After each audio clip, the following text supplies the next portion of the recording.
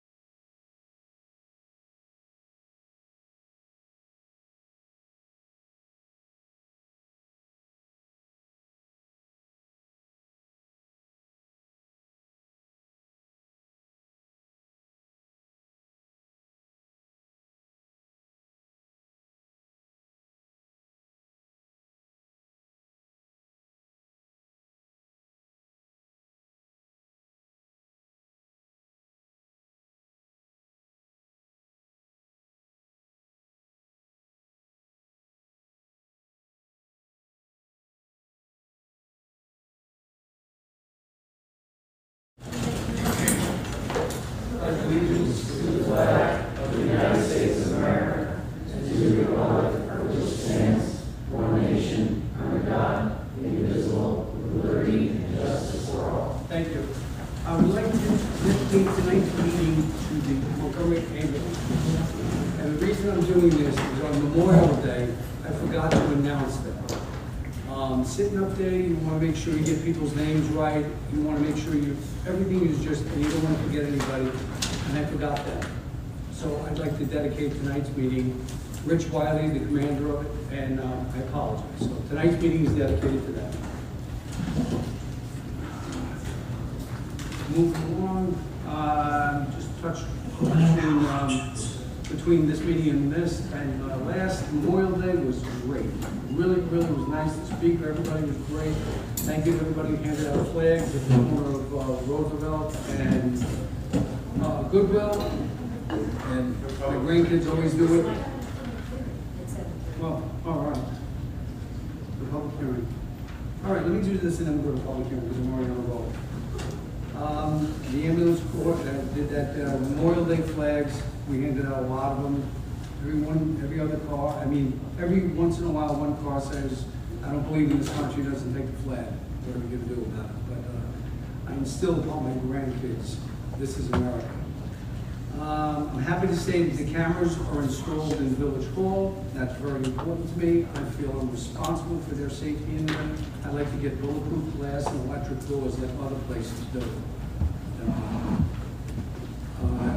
Rob Sullivan, I'd like to acknowledge him for doing the drone flyover on Memorial Day Parade. He did it on the Little League too, and that was pretty nice. The Dare Dance, I was down here to the Dare Dance. That was very nicely done. And everybody volunteered. All the police officers volunteered. And we had about, what, 80 kids? Did you say? Oh, okay, it was loaded, it was packed, it was trying to turn my hearing aids down. I have to apologize to Will Frank for the last meeting. You were talking and I cut you off. I hope people don't get hearing problems, but I didn't hear you and I apologize. My wife said that. She goes, you talk right over. I'm sorry. Oh, man. No need to apologize. Okay. We want to hear the attorney talk. This is such a cool community that people lost their cat and lost their dog. And it was out there. And the community got together and they found this lost cat and lost dog. And there's all these little kids involved and I was just proud how everybody came together and found them. I gotta say, I respond on an awful lot of things that the police department does or things around this village. And I witnessed on Factory and 17K a pretty good car accident. And when I pulled up, this is the difference between a police officer and a cop. Cop's experienced, cop knows what's going on. It looked like a mess. What did the cop say? Mike, it looks like a mess, but it's not that bad. We got it under control and we got the traffic moving right away. So I appreciate that. That's really good. And that's about it. No. Oh, and Rob Salvin also donated $1,000. I didn't hear this. He donated $1,000 to the Eagle Scout here upon his getting approval from his PAC to do it.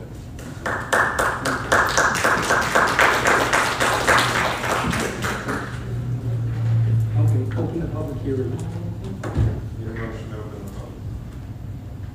Make the motion, open the public hearing. I'll make a motion to open the public hearing. Second. Second. All in favor? Aye. Opposed? Carried. This is a public hearing to extend the current moratorium in place in the village for a period of 6 months from the date that the local law will be filed if it's adopted. I'm sorry. The My apologies. microphones are plugged in and we can just pass them. We gotta get better about that. I'll talk loud. Okay. I appreciate that, thank you. Okay, this is a public hearing to consider adopting a local law to extend the existing moratorium that's in place for an additional 6 months while the village is completing certain work with respect to sourcing new water. Jake will be discussing it a little bit tonight, and we have some updated information. The hope is if the moratorium is extended this evening, it's not going to be for 6 months, it's going to be less than that based on what's happening and what the village has received from the New York State Department of Health. The notice for the public hearing authorized by the village board, it was duly posted and published. And over to you, Mr. Mayor.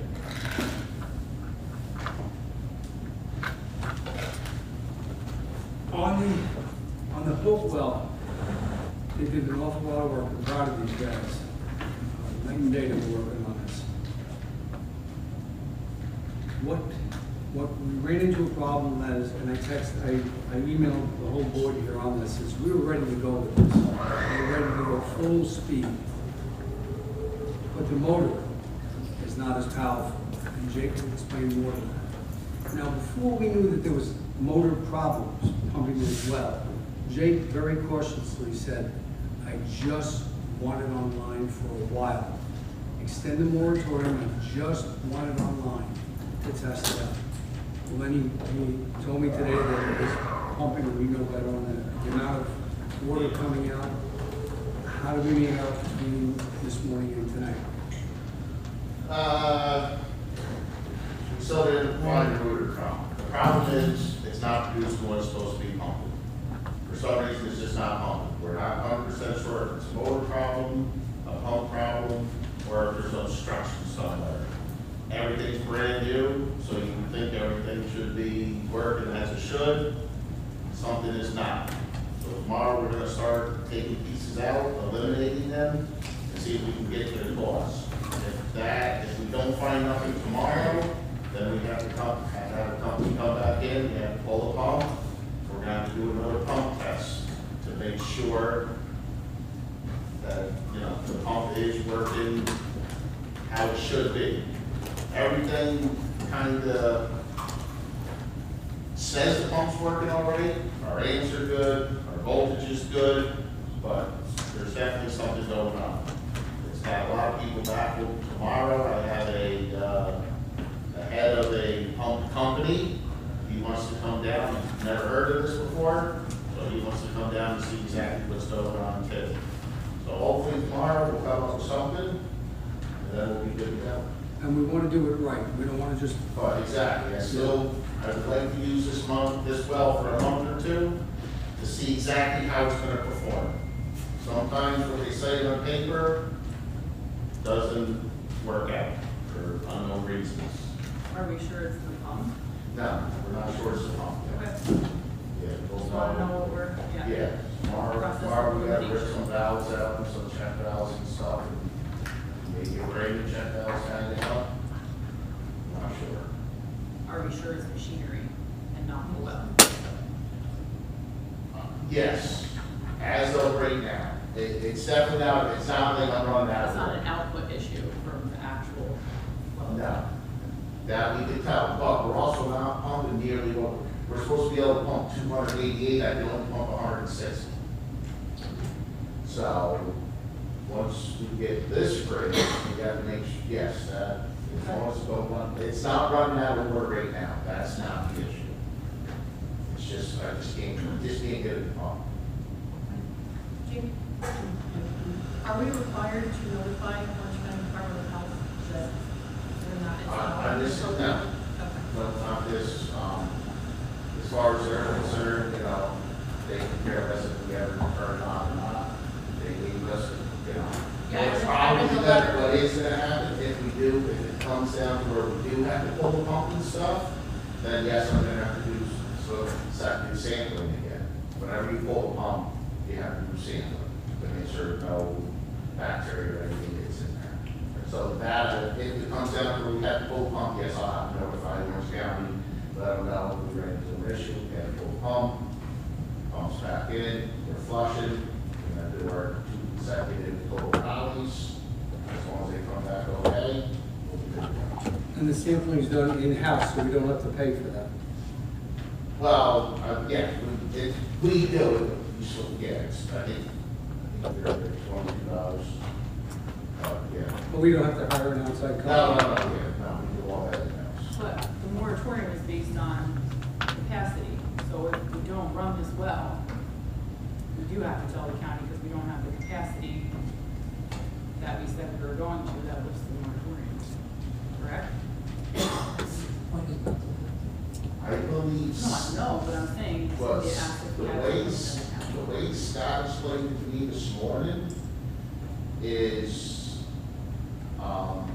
it's up to us if we want to, even though on paper, yes, we have the amount of water that we need, but we can still hold the moratorium until we feel we're ready to lift it.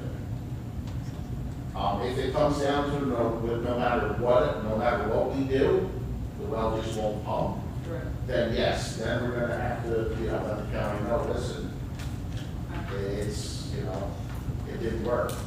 Let's hope that. Mayor, Mike, sounds pretty straightforward, should we just vote to extend it? We have to hear the people first. Oh, Well, let's talk amongst ourselves first. I agree with that. I definitely agree with that. I had said in the past, we should extend it in a year. Will came out and said, no, you can't do that, because if you do that, that almost makes it look like you're making people not want to move, you're taking their shoes and trying to wear them down. So that's when Will said the 6 months, I was agreeing to, sure, of course. And we do the 6 months now, and we can always cancel, we can always end it early, right? You can rescind the moratorium by local law once there's enough confidence that we're gonna have production that we need out of the whole lot, 100%. Just so everyone's aware, I just want to touch on the Department of Health letter that was received by the village. The letter is dated May 29th. It was sent to our engineers. It's from New York State Department of Health. Department of Health has received received your certification indicating the project referenced above has been completed in accordance with the plans and specs approved by New York State in December. For installation of a submersible well pump, installation of 6-inch roll water line from the New Holt well number 6 to the Holt Wellfield pump house, and so on. Your certification indicates a substantial completion date of April 30th, 2025. Based on the certification, along with the inspection of the facility conducted by the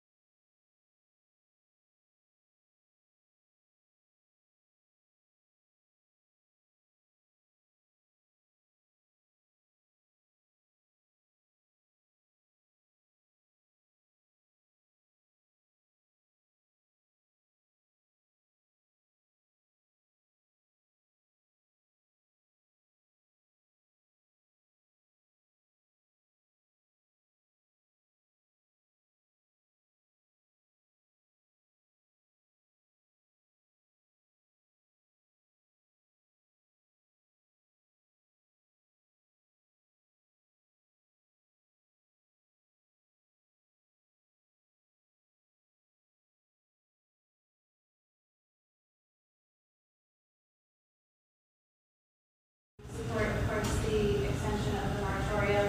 I do just want to mention again to the board that moratorium refers to a comprehensive review of water supply to ensure the short and long-term reliability of our water supply. And this well will meet that need for the short term. And I appreciate and deeply value the efforts getting it online quickly. So we do have that ensured reliability in the short term, but it doesn't address the long-term criteria. And the moratorium should be extended not only to make sure that the pump is going to be working correctly, but also to make sure that we have that long-term reliability met. The New York State DOH letter is referring to the standards and the criteria needed to make sure that we can provide water to the village, but it doesn't talk about the capacity for the long term. So again, I support the extension of moratorium, and please don't drop the long-term water. I think that's something that we've put a lot of projects on hold in the village, and it is really our responsibility as a village to not drag things out for different applicants in front of the planning board to get this wrapped up right away. Thank you. Thank you. Now,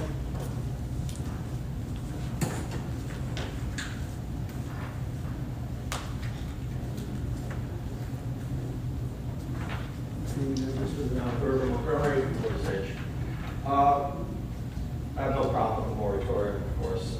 The only thing I have questions about is procedure issues. I did not see this posted at all. So where was it posted? Was it in the Walker Valley Times? It was in the record. In the record? It was in the record. We didn't, because the Walker Valley Times, there wasn't enough time to post it in there. Their cutoff date was already done by the time we did the It was in the record. public hearing. It was in the record. Okay, and also, It's also on the, I believe, Mr. Berger was on the website. well, it wasn't in the agenda portion, there was no, this is the only agenda that was in the, on the website for the agenda, had no mention of moratorium. But I think there's a separate thing with it. But it's supposed to have a separate page for a public hearing. Right, there was a page on the website. If you click on the website, there was the notice of the public hearing that I looked at today. Okay, I didn't see it, that's what I'm trying to say. Okay. And that's why I'm asking where it was. And, you know, for me, it's problematic that she says it's in the Times Star record. I understand that you didn't have enough time, but the paper of record for this village happens to be the local Valley Times. And that's where everyone goes to for that information. Now, the other part to this is that at the last meeting, public meeting that we had here, there was no mention or talk about moratorium. Or extended moratorium and having public hearings. So when was, you said there was a meeting, when was that? There was a special meeting for the purposes of scheduling a public hearing. Oh, okay. All right. The only other thing I want to do is I want to correct you on something you said, Mr. Mayor. It wasn't you who suggested a year moratorium, it was me. And we had quite a go-round at the last public hearing for the moratorium. You never mentioned me. You fought me against the year that you would go with what the attorneys said. Right. So you said that you suggested the year, no, you did not. I did. No, I'm not saying you didn't suggest it, I suggested it too. No, you didn't.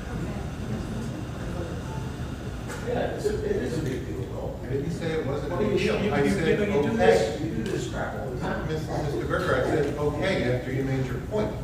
So please don't put words in my mouth. Any other questions? Mark?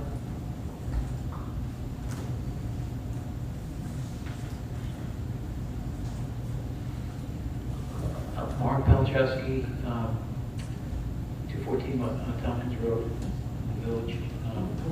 Yeah, right in the middle.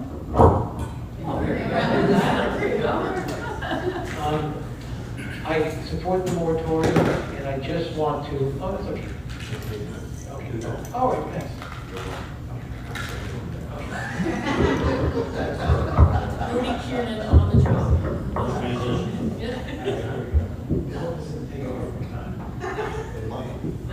Time to, Public hearing. It's okay, it's okay. Okay, so. All right, so I just wanted to mention that, also on the moratorium, I agree with it again. Let me start over again. I agree with the moratorium. And I also suggest or strongly recommend that we, with this new well and with the wells we have in place, that we participate in the DWS or P2, the Drinking Water Supply Protection Plan. I know that we've applied for the grant, and if we don't get it, I think we should continue to apply for the grant because we need to protect these wells when they go in place. I would also suggest working with the CAC if possible, and also any outside agency or group, Walker River Water Alliance, and other environmental groups to keep these wells protected, and also possibly legislation to keep these wells protected from from developers, from pollution, from that kind of stuff. We need to protect these, not just have the wells in place, not just have them provide, but we need to protect them. Just so you know, Scott and I resubmitted the DWSP2 this morning, so that we could change the names in Southern County's name. So we changed contact names and filled it out and sent it this morning. Okay, great, thank you. Okay, that was just my comments, that we need to protect the wells as well as, get them online, so. Okay, thank you very much. thank you, Mark. Any other comments? Make a motion to close the public meeting? Okay. I'll make a Public motion to hearing. close the public hearing. Second? All in favor? Aye. Opposed? Carried.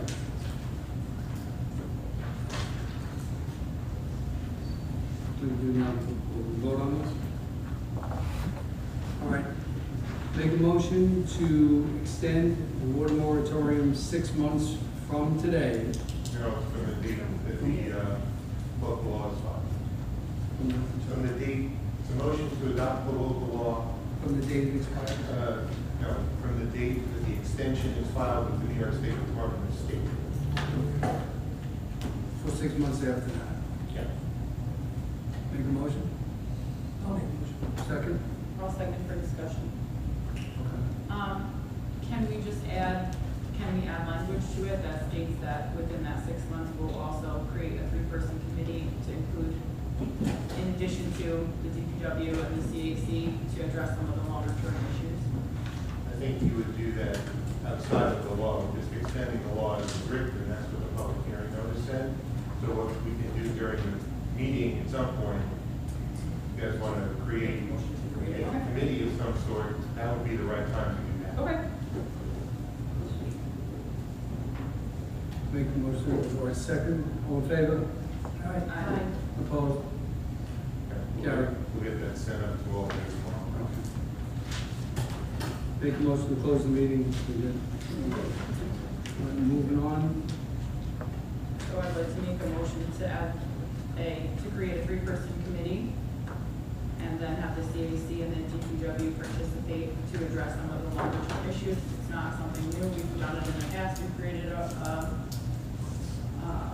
water, I think it was the board, maybe it was the committee, but I think it would be advantageous for us to start addressing some of the longer term issues for both wastewater and drinking water, and I think we can use more expertise and more heads. It should not be on the DPW to figure that out while they're also working and maintaining and doing all that. To create a committee of people to tell, To do research, to provide input. They can take guidance from the DPW, they can take guidance from the CEAC, and they can report it back to the board. What they think some long-term solutions and strategic planning should be to make sure that we are doing the right, making the right moves to plan for adequate water and quality water going forward. I don't want to combine the two, but if we want to, they can also do some research for the wastewater treatment plant. I don't know, I think they're doing a pretty good job right now. I'm not saying they're not doing a good job, I'm saying we need the more heads, the more education, the more expertise we have to advise. They're not acting in a capacity of making rules or laws, they're an advisory board. Well, if I was on the board, I wouldn't have a clue what they were doing. So I don't think I would be much of a help. No, but the people that would express interest in being on this committee, I would both have expertise or the desire to do the research. How do you feel about that? As long as you're okay with it. Okay, department heads, you know, I don't think politics or politicians should get involved in if you said no. But if you're okay with it, I'm okay with it. Yeah, we're trying. And I'm okay with that. Yeah, that's, So if there's a motion on the floor, you need a second? Second? Just for further discussion, No. what's that? No, we can discuss. Well, yeah, but I just think there should be, part of this is anyone who's interested in serving should submit a letter of interest to the village board for review. With qualifications. Sure. Oh, that's what it's, the letter of interest application, you're correct. Like, I don't think Madison's gonna do this in his spare time. So. Okay. That was it. all right. Vote. All right, make a motion. All right. We got a In motion. favor? Second. Opposed? Carried. I didn't hear anybody. Anybody, you voted, right? I made the motion. Second? I know, he said all in favor, I already answered. Everybody's good. Carried. Mayor, I forgot to mention one thing during the public hearing. The local law was referred to Orange County, Orange County planning pursuant to General Municipal Law 239. We got a letter back, actually it was emailed to me today, that it was a local determination and the county took no position. Thank you. Okay. So anybody interested in serving on that committee can submit through the website or directly to the clerk a letter of interest to serve on that committee with an attached qualification sheet. But if it turns into some sort of I argument, would say, That's gonna have to stop. We By can't August go 1st. in there, we can't go in there and be counterproductive. Yep, okay, what do you think? Always ask. Okay, in the next 2 weeks. Can you guys hear? In the next 2 weeks, if you're interested in serving on the committee, submit your qualifications and letter of interest to the clerk or through the website. And Jake, you'll decide. So the board decides. You guys all decide with Jake's input. So anybody with an axiogram of Jake, is fine. Well, I'll tell you right now, it better not be something counterproductive that's holding you back. Okay, let's move on. Oh, I got it, thank you. It can't be anything that's June counterproductive. 16th. So the next meeting is June 17th. Then the next meeting, if you're interested, submit the letter of interest with qualifications. Send the letters to me, and then I'll distribute it from everybody there. I'll distribute it to Jake, and you'll go from there. And what's the email address we should be sending it to then? Go right to Philip, Brio got it, just like the applications from. Okay, move on. Mayor to discuss public comment and senior center. All right, with public comment, let's remember why I had this put in effect. It was because the meetings weren't going well. So by holding public comment, I was trying, and I think I did, keeping meetings under control. I wanted it on the agenda, so people came here, we had an idea, they got their 3 minutes to talk, some went over 3 minutes, but it was trying to corral everything. I said I would lift the public hearing, or the public speaking, if it got under control. Some people think it's gotten under control. Well, it's gotten a little better, but it's not under control. Sporadic, all of a sudden you heard, there were comments at the meeting before last. So I have no problem doing it. I think the public should speak. I didn't eliminate the agenda, but I had to make a move here. Just like I would hope anybody who's sitting in this spot would do it. You had to get control. So that's why that was in effect. And I have no problem with it going back, as long as people behave. The second thing is the senior center we're discussing. Okay, the other day, we were made aware that there was a meeting up in Town Hall in reference to the senior center. Now, Joanne couldn't make it for personal reasons, so she contacted the deputy mayor and myself. We went up there, we went in, we weren't sure what we were facing. When we got there, there was Walden, the advisory board, ourselves, town officials, and we sat down and started talking to us about monies that were being allocated. We asked how much was the village of Montgomery getting. We were told nothing. We said, okay, we got up and left.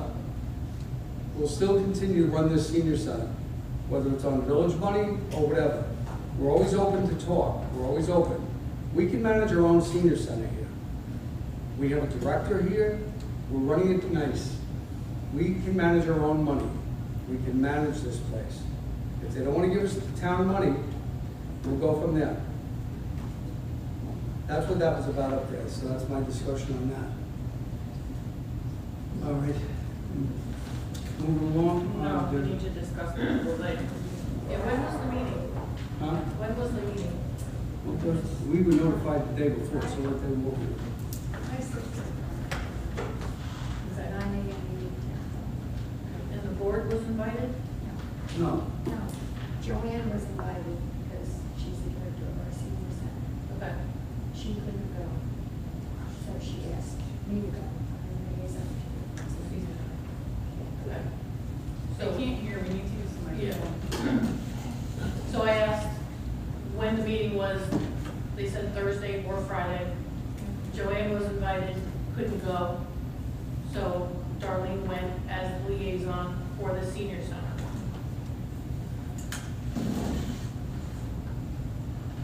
That was my question.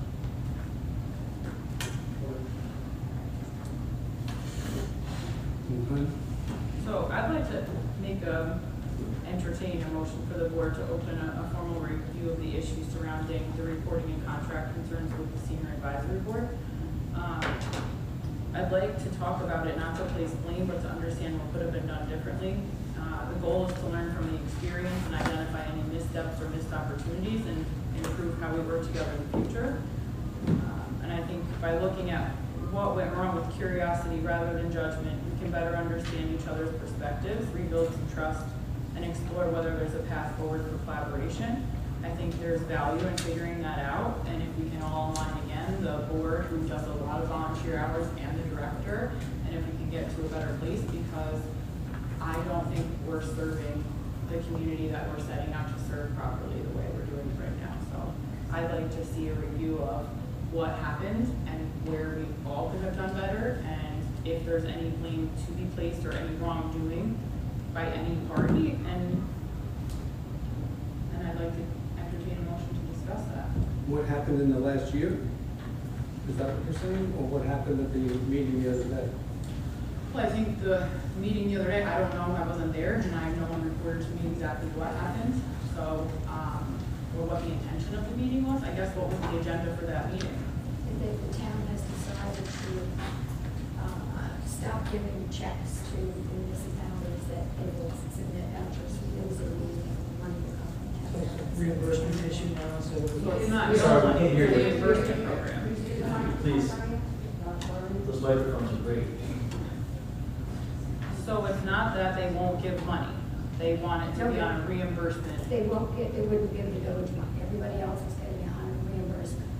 but we can't have reimbursement. We are getting, no, we're not getting money. I called in February when we were doing the budget spoke to the town supervisor and asked him how much we were getting so I could put it in the budget.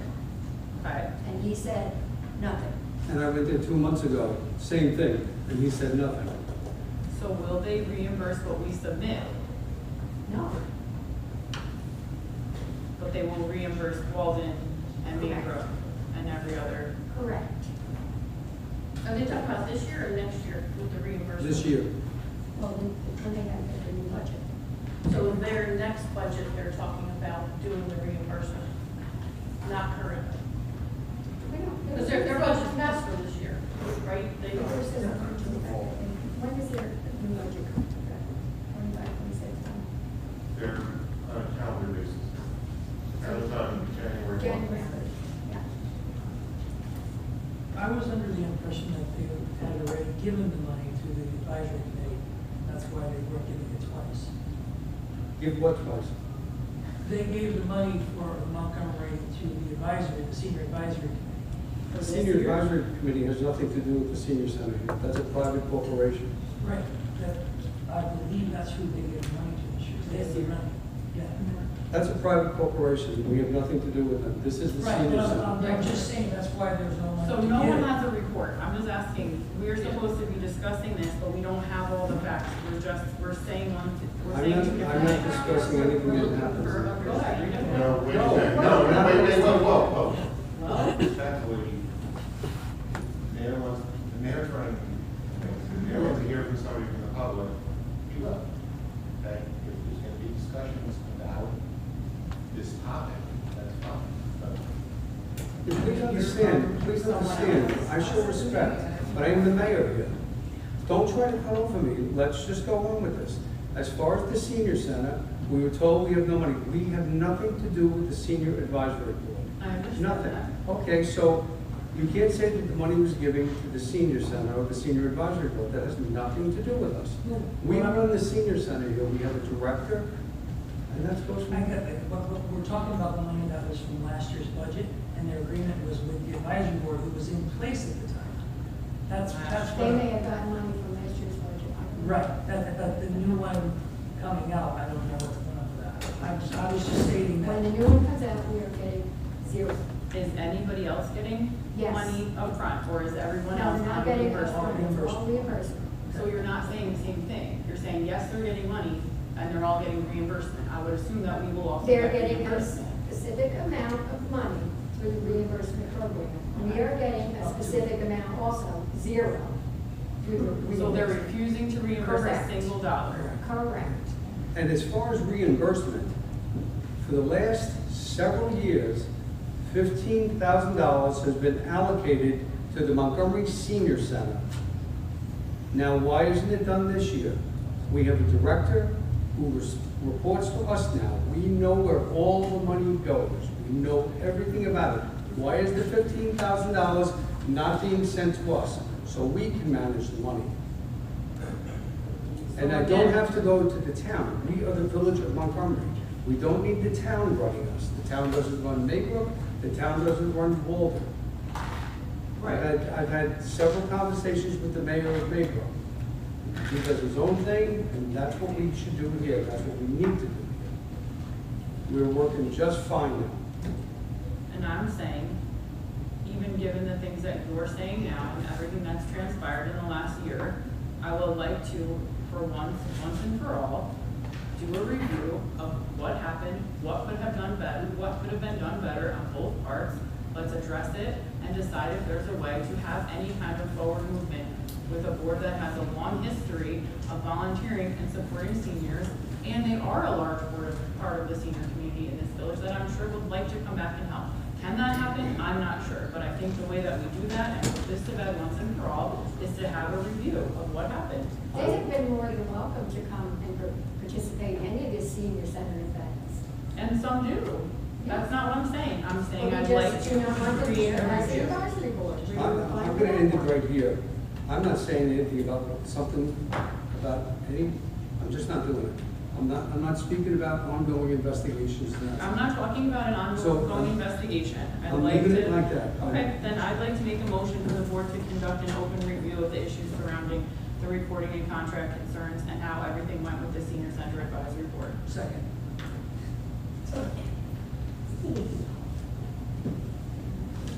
We gotta move forward. We really have to move forward on this. We did move forward. That's how we have a Then director. let's and keep this was- moving forward, please. We're just asking for motion. Okay, so there's a motion on the table. They have a second. Yes, Make a call for a vote. All in favor? Aye. Opposed? Motion carried. Also, Mayor, Yep. at this point, it might be, well, we put this issue to bed this evening. The person who was at that meeting, if you wish to have them put comment very briefly, so the board could respond, including yourself. Okay. Just to Stand up, clarify, give your name and address for the record, please. Rita Sancho, Give me some, okay. Read it into the microphone. Read it into the microphone so that everybody can hear it. Thank you. Rita Sancho from Chandler Circle in Montgomery. I am from the town, not the village. I was at that meeting representing the advisory board, but the village did have a representative for the New Horizons, and that was considered the group from the village of Montgomery. So the village of Montgomery had a representative, as did the village of Maybrook, as did the village of Walden, just to clarify.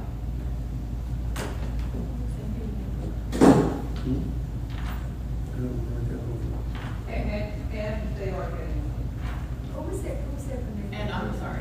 Maybrook is, Greenland, and Robin Green from I know. Walden, and Diane, And I'm sorry, Rita, the last thing you said just now was that they are or are not They getting? are getting money from the town. All of the groups there are getting money from the town. On a reimbursed basis or? That is upfront? correct. Okay. My situation with having a reimbursement thing is we can manage our own money. We're doing a pretty good job of it. Joanne's doing a pretty good job. The reason the senior advisory board contract was not renewed was it was expired 12 years. We were giving money to right out of the controller's mouth, we were giving money to a private organization without a contract for 12 years, giving raises all along. which again, right from the controller's mouth, gross mismanagement of funds. Oh, Michael, This stop. is exactly what the controller Keep told it me. together, keep your composure. This is what I was told. But that's I not didn't- our part, hello, I'm not talking your here. part, and And also, that's what- what we're going to review. Let's try not. Let me finish this now.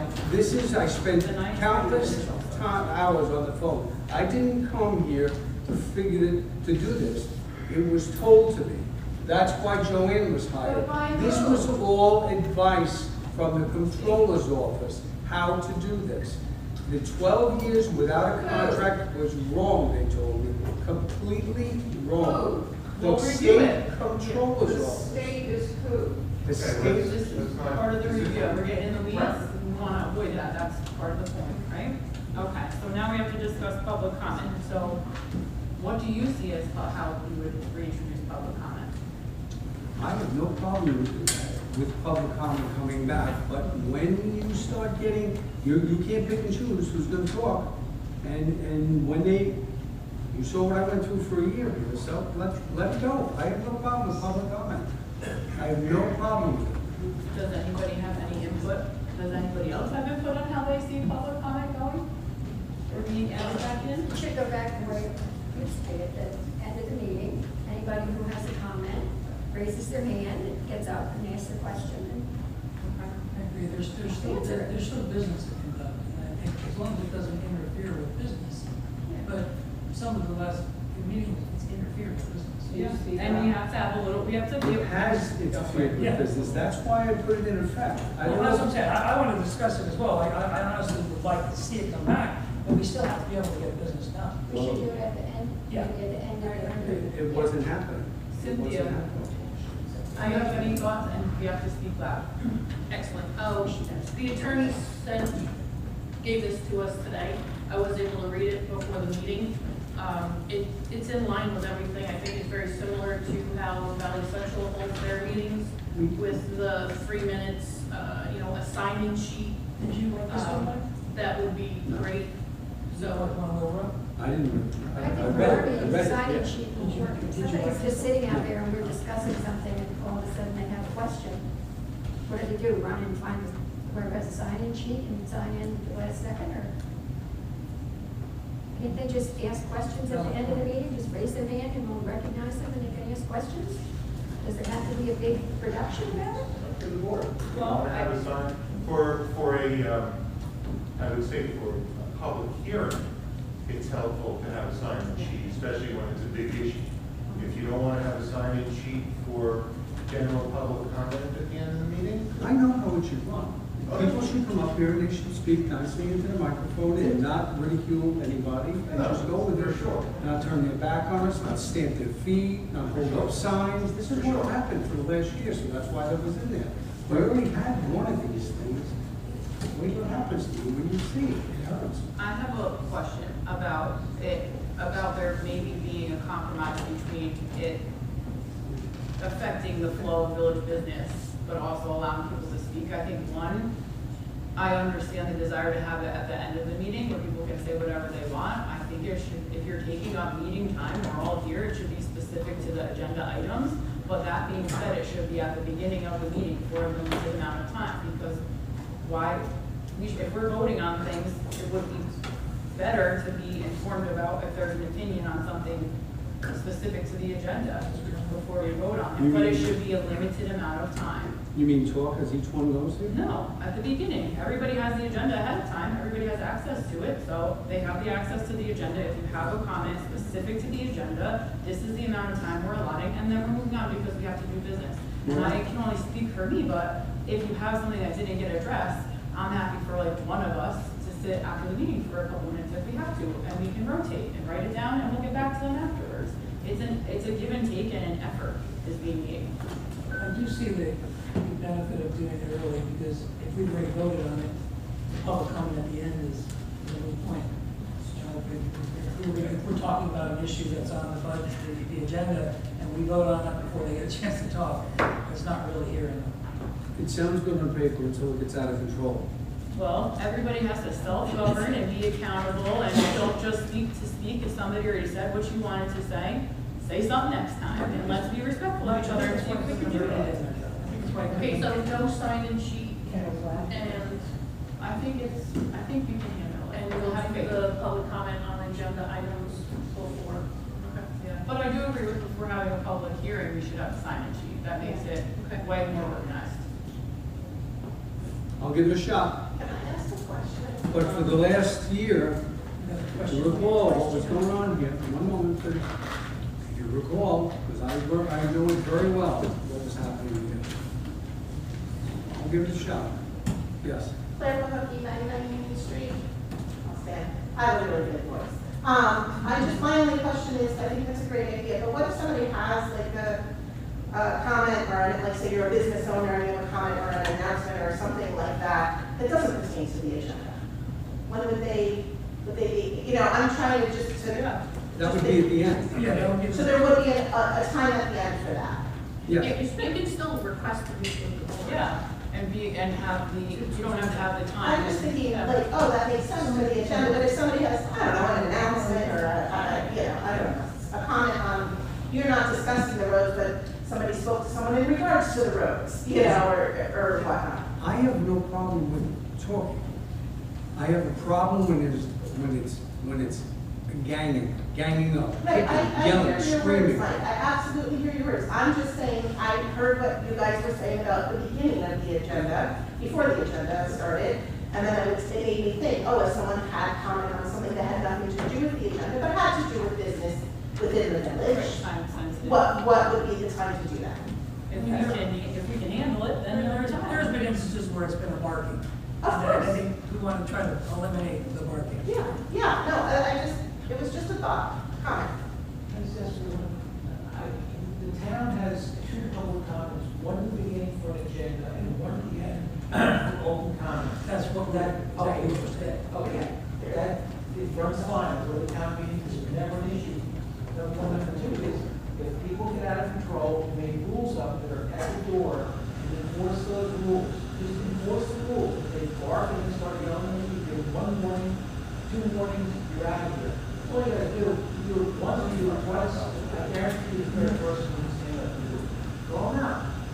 It has to be a give and take of trust and respect, so I think it's not gonna be perfect, but if we're all willing to try moving forward, let's try it. If we need to amend it, we amend it. But you have a rule right there, you don't need, you have a rule right there. You wrote laws that says you have to behave, if you don't behave, you get thrown out. And enforce those rules. Use those rules. It's easier said than done, Mark. I remember the last meetings here, how wild they were. I understand, but if you have the tool and you don't use it, I'd say, you Yeah, don't no. I'll let them make a motion. Wait, no, what? We have one, sorry. I think Mr. Council Frank will agree if I say this, but you Give either me have an address for the- Rob Salomon, 1 Pine Court, Village, Montgomery. You either have open comment that has no rules or restrictions, which means you can't stop anyone because they're barking, you can't do any of that stuff unless they're committing essentially a crime of disorderly disrupting the meeting. Or you have to have a rule with a limit, with a format. The minute you say open public comment is open, you can't stop it. Unless they do a permitted crime like obstruct the meeting or something. So I just saw, you guys are saying a lot of different things in a circle, and it sounds like we're ready to vote on something that no one knows what it is yet. So that's all I'm gonna say about that, because public speak means you can't stop.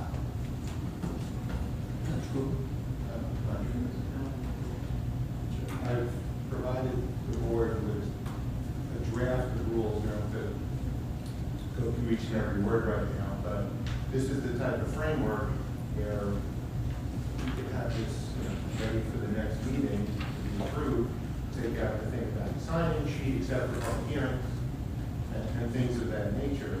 But everybody just has an opportunity to take a look at this. It covers a lot of the things that the folks here have said, and they're generic, and they go in conjunction, and it's referenced in here, because the village has already adopted rules of meeting before.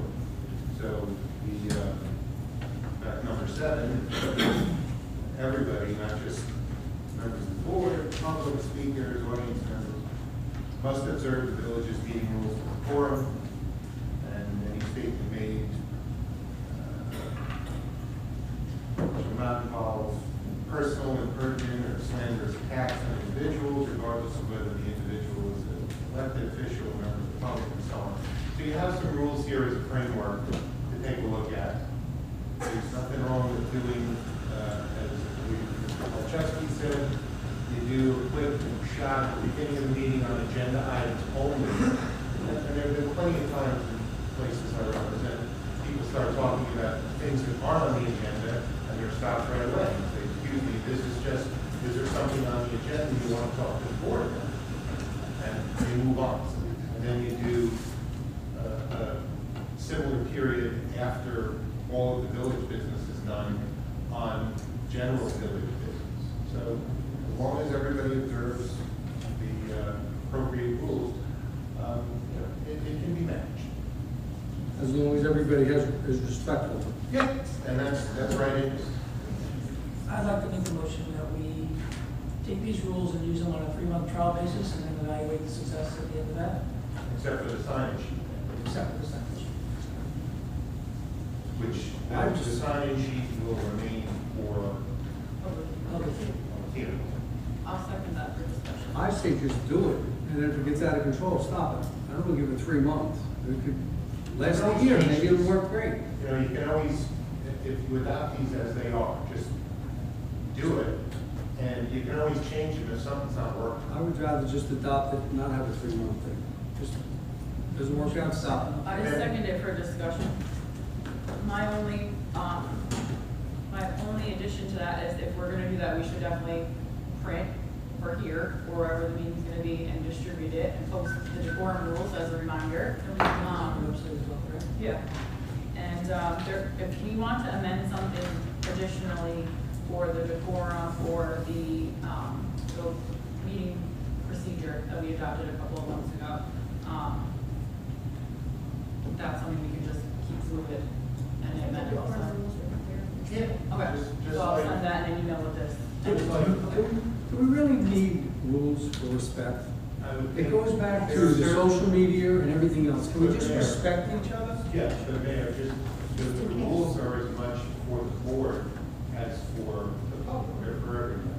So to have some structure to the public comment is somewhat beneficial.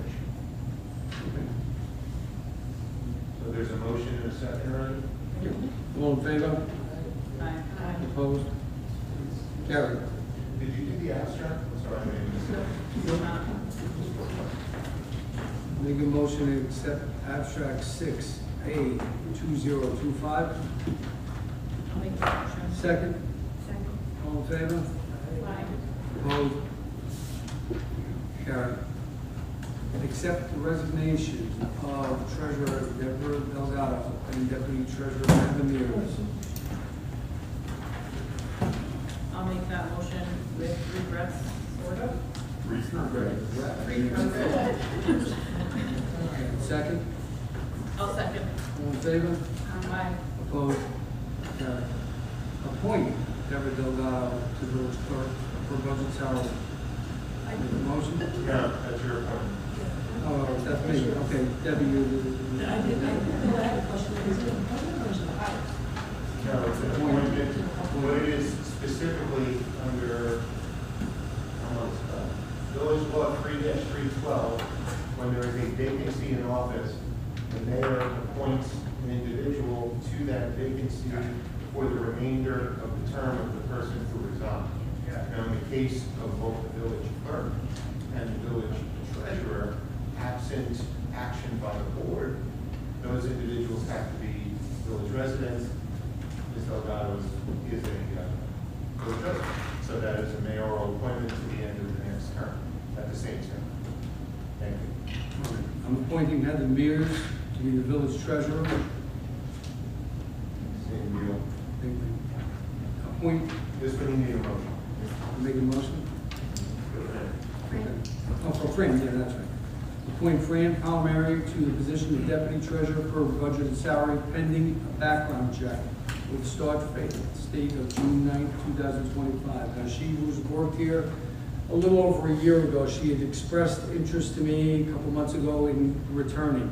She was a good employee. She was a very good employee, very dedicated, would come in during snowstorms when she didn't have to, and worked weekends, and bottom line is her fellow employees liked her.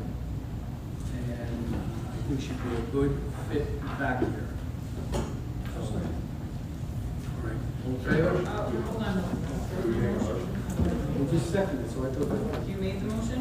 You just seconded it for discussion? Yeah, for discussion. Sure. So, going forward, when, I don't know that we'll ever have this kind of changeover again, I hope not, but if we do, I think it would be great, even when you were able to solely make the appointments or the hires, to have their, some sort of background on who the person is, just so that we feel informed and confident in the decision, and that's what my comment about it. Going Well, forward. I did tell you that. I sent everybody an email along. Yes, I appreciated that. Okay. But I don't really know one of the employees. I wasn't part of hiring her in the first place. Neither was I. I'm sure she's more than qualified, but I don't know that. I haven't seen that, so it would feel much better. And I would feel like I could really support it and be confident in it if I saw it. I know I don't have to say, but going Well, forward. guys, understand it'd be this, nice. okay? I'm not at Village Hall every single day. You guys ask us questions, which is available, the information down there. You don't just copy and get the information every other week. That's not really Go true. down there and get the information. It's available. It's not true. To show I'm transparent, again, I let you guys look at the budget before you even on the board. Like, I asked So her I have 6 no months problem. repeatedly to ask who was I'm even not gonna do that. interviewed. You opened the door and you're not telling the truth. And you're telling me Please that move on. it's Please transparent, move and on. it's not, Please because I don't still say I'm don't not telling know the who truth. applied for This is positions silly. a year ago. We're talking about respect here. Is it It's silly? not- You're being disrespectful, sir. Is there any more discussion on Fran's appointment? All I said was it would be nice to be able to be confident in it. And you said, I'm here all the time, you're not, and I'm transparent, and that's not true, because I still have yet to get information I requested from a year ago. Okay? Go ahead. I've worked with all four individuals. You guys feel more confident, you guys feel confident. Fran Montgomery has over 13 years experience. There's an accounting background. She's incredible in terms of attention to detail. What Mike said about her in snowstorms, she does everything she's supposed to do. A little more timid, but she's an amazing person. And I stand behind the endorsement of Fran. I've been in corporate for many, many years, over 30 years in corporate. If I recommend somebody, my word is not. But I understand what you're saying. Yeah, I'm not specific to anybody. But I'm just sharing that. Yeah. And the same goes, I would back all four people that are in the office right now, because I feel that we work extremely cohesive together. We help each other out. We don't even have to ask each other. They see us bombarded, they come in and they ask how we're doing. And I think adding Fran is just going to help elevate the team even more. I just wanted to share that with you. This is all available. You should ask Debbie. Move on. And please don't tell me, don't tell the board. Okay, call for the vote, All please. right, next, Call adopt. for the vote, please. All right, make a motion to hire Fran Palmieri. Motion and a second. Seconded. Second, all in favor? I, Opposed? Carried. All right, adopt a resolution authorizing the issuance of a bond for the acquisition of a garbage truck. Any motion? Second? I'll second it for discussion. Okay.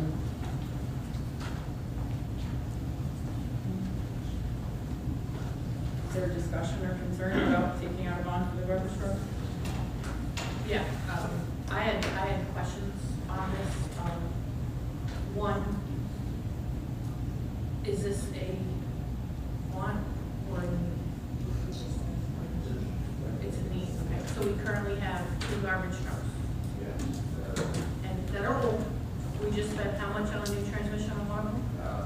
20,000, 18,000. Okay. And, like I said at the last meeting, I just received the information and I wanted to ask questions and all that.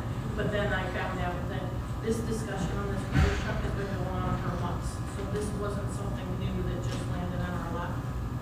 Purchase of a garbage truck It has was, been going on for a while. The discussion was not this particular garbage truck, that did fall into. yeah. It was discussed that we needed, Buddy was actually going to start working on getting a new garbage truck. So something that was discussed, we're starting to do labor. It was discussed at the last meeting. This gentleman happened to, he knew I was looking for a garbage truck. Says, I have something that will work for you. And it had, Is this new, Jay? What's that? Is this a new truck? Yes, Brandon. and we don't know what the tax implications on village residents are gonna be yet, like, we don't know interest rate, payments, any of that. We have to vote on it. Interest rate, excuse me, if that obviously we don't know yet.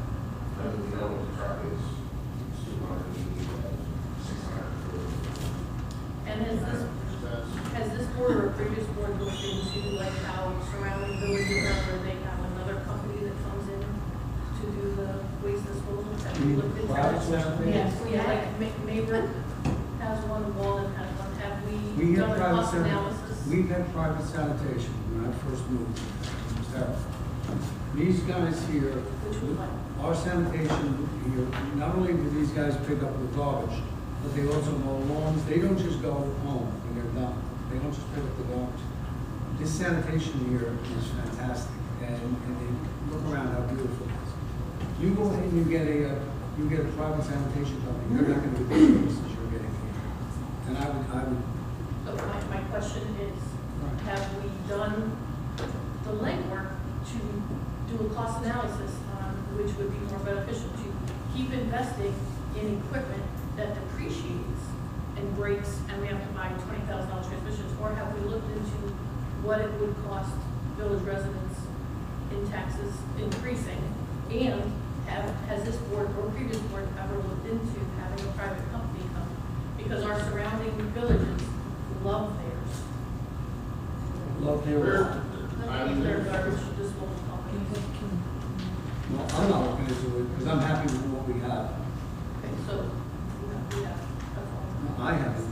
Jake, can we ask you something? There has been talk about privatizing it many times. But we haven't done what. What's your feel, Jake, what's your feel? What's my feel on it? Well, I mean, it's like anything else. I like it, probably will be cheaper, but you're not gonna get service. You're gonna get pick up once a week, both garbage and recycling. Have no idea when trucks are gonna come through. It ain't gonna be, Paul, hey, listen, and this garbage truck, you guys please come back and get it. Nope. Everything next pickup. If for some reason garbage gets dumped all over the place, trucks just drive away, and it's up to you to clean it up. Not only that, It's, those guys can't be used to mow lawns and do work for them. Well, yeah. Can we table this again so that we can look into it, just do a cost analysis to be fair to the residents of the village? To make sure that we're doing our due diligence? I still have a question. We're gonna lose Yeah. this truck. So Jake, I have a couple of questions. I'd asked him earlier about the claw pickups, because I've seen them around a lot, and I've been, he explained to me it's $1 million for those, so it's 4 times the cost, that's not valuable. When we're looking at these things, have we looked into the possibility of a leasing one? Is that an availability through the state? that's something I would have to look into. I'm not sure if you can research. So state has, you can request from the state, right? Service trucks and they have. Well, I just get what's on state bid and stuff like Right. that, but not in particular. Have we looked at all, if there's a state bid on a garbage truck? Well, that truck there's not state bid. Okay. And what was the deadline on this? If we get it, if we take possession before July, they'll throw in an 8-year warranty on the one. Can you remind me how old the 2 garbage trucks-ish? I'm not. 2006 Okay. and 2012, I think. Because the bond is 5 years, in the information I use, the bond is 5 years, but the life of the truck expectancy is 10, and I was like, wait a minute, hold on. So we're using that for much longer because of the repair. Everything we have down there, we have a 1986 pickup truck you guys are driving. This is a substantial savings, correct? What's that? This is a substantial savings? Because it's a regular truck there? Well, yeah, Well, no, because somebody else passed on it, that's why it's built, correct? I'm not exactly sure if somebody passed on it, or if it just happened to work out, they built it, and they're not told to jump on it or something. He just called me up, he says, listen, he says, I got something here, check it out, he said, all the specs and everything, the specs are what we need. It's actually a little bit smaller of a garbage truck than we have now, but the compaction is, they can compact more. So it'll be a little bit easier to get around the streets, shouldn't tear them up as much. Value But for the dollar. problem, the thing is, yes, Randy, okay, yeah, we got 10 years out of the garbage truck, but now, we just put $18,000 into a truck that's worth $6,000. Yeah. And you got an 8-year. So now, when the time comes to get rid of it, it's, what do? Do you run them to their work? Nothing. Or do you run them for 5 years and get rid of them, but you can still get decent money for them, and now you don't have to bond out $300,000, you only have to bond out $150,000. So as long as we make the decision by the next meeting, we would still be in favor to get the truck. Only as long as we get it before July. So there's a referendum period going, I'm sorry, an estoppel period on this. For the, what's that, Deb? I was just gonna say that, it was not. Once the resolution's adopted, which has to be by 4 board members, I don't want to talk for bond council here, but there is an estoppel period, so we have to post a notice of estoppel, and then proceed with finance.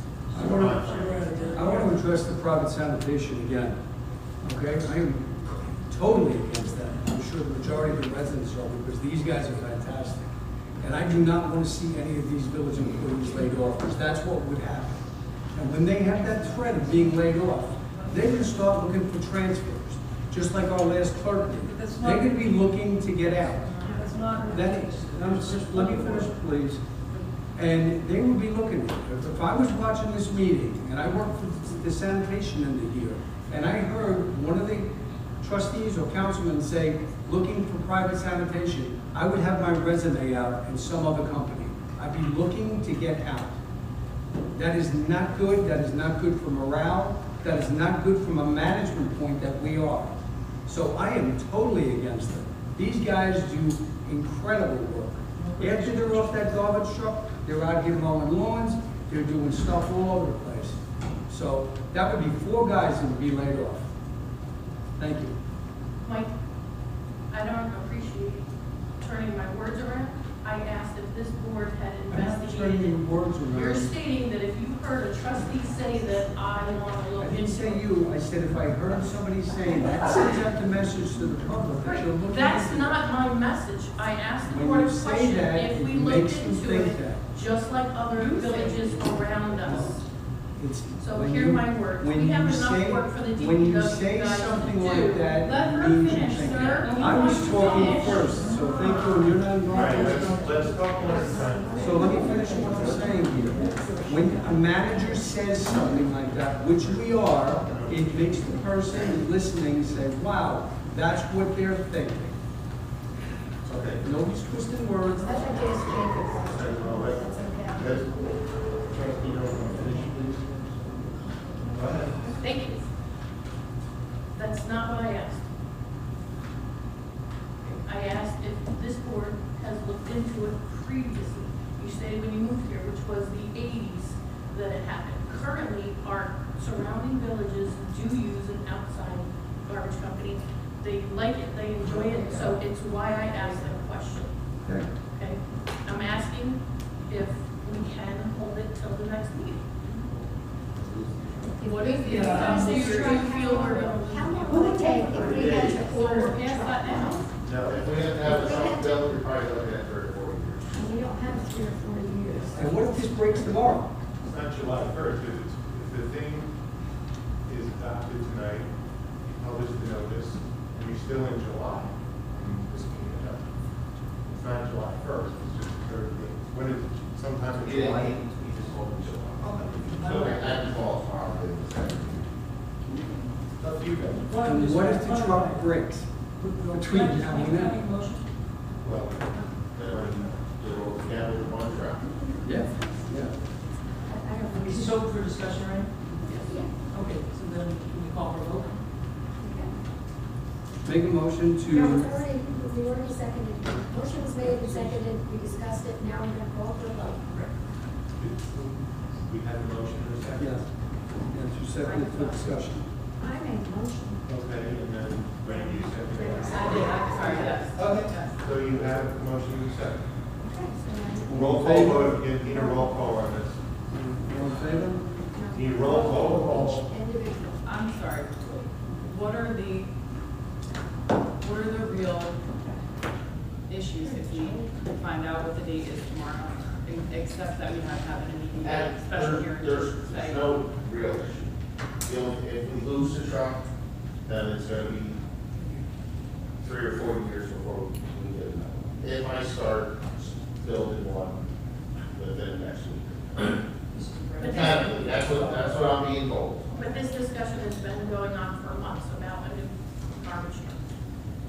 That was before it broke. Probably, yeah, it might have gone And then the transmission went, and we had this Yes. money for a new transmission. But we didn't put it in this year's budget to purchase the new garbage truck, knowing that we were looking for one in February, talking about it. Because I was gonna start. Okay. I was gonna start the process. And like I said, it's kind of all my life. And we don't have to make her this payment. So that the next Yeah, budget, that's not so that good. it won't go out of this. Same thing this weekend. One who asked about how much is the interest rate. We can't get the interest rate until we get the approval for the motion, but I did ask the financial advisor, what are the rates going forward? He says, I can tell you, as low as 375, 425, we'll probably get something like the bill. But we don't know what the increase to the village taxpayers would be.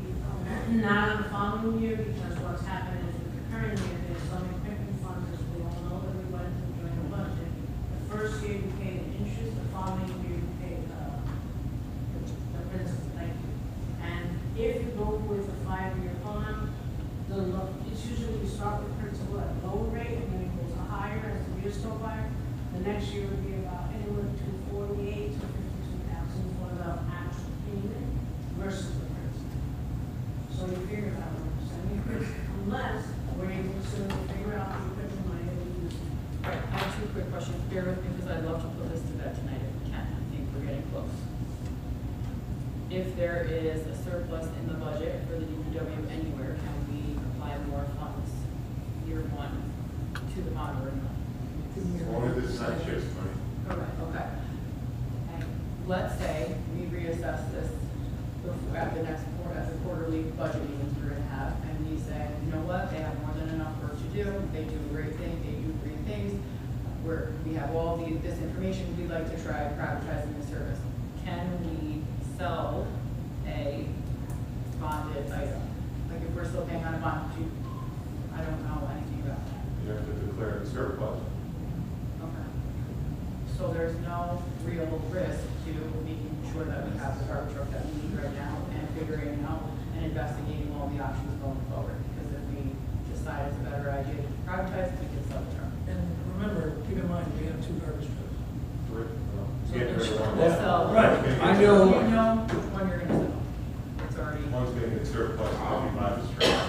I'm contemplating getting ready to do it one. There's some drive, the guys are down the train, so. All right, I'm sitting here as the mayor, and this place is being, we're on TV, and I'm saying right now to all village residents, think real good here about privatizing. It's not the way to go. The board may go that way, there's nothing I can say, I'll be outvoted, That's but not- you do not want to privatize, I don't even want to talk about it. That's not what we're saying we wanna do, we're just looking. When you at- say it, it makes the employee think this is what they're gonna do. Because you're inciting fear and that's I'm not. not inciting fear, you're saying it. When you Well, say We're getting off the topic. no, a little bit has to be done here, because when you say that word, privatizing, you're thinking about it. you're thinking about. I'm thinking And I about the got residents of four this employees. village and how much their taxes Four go up. employees. So we can look at options.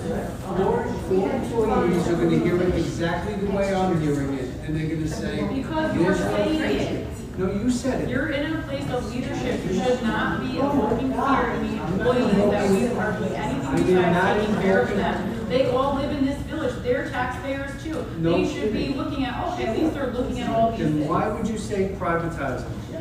It Because makes them surrounding think that we're villages looking have at, it. well, I'm telling you right now, that's the way the employee's thinking. Okay.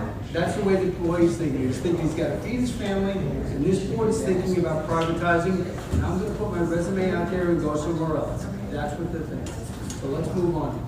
We can't move on, we're waiting for a roll call vote. You have to have a roll call vote. Okay, One at a time. all right. Steve, how do you vote? In favor. Randy? Yes. Yes. Cindy? Yes. Me, yes.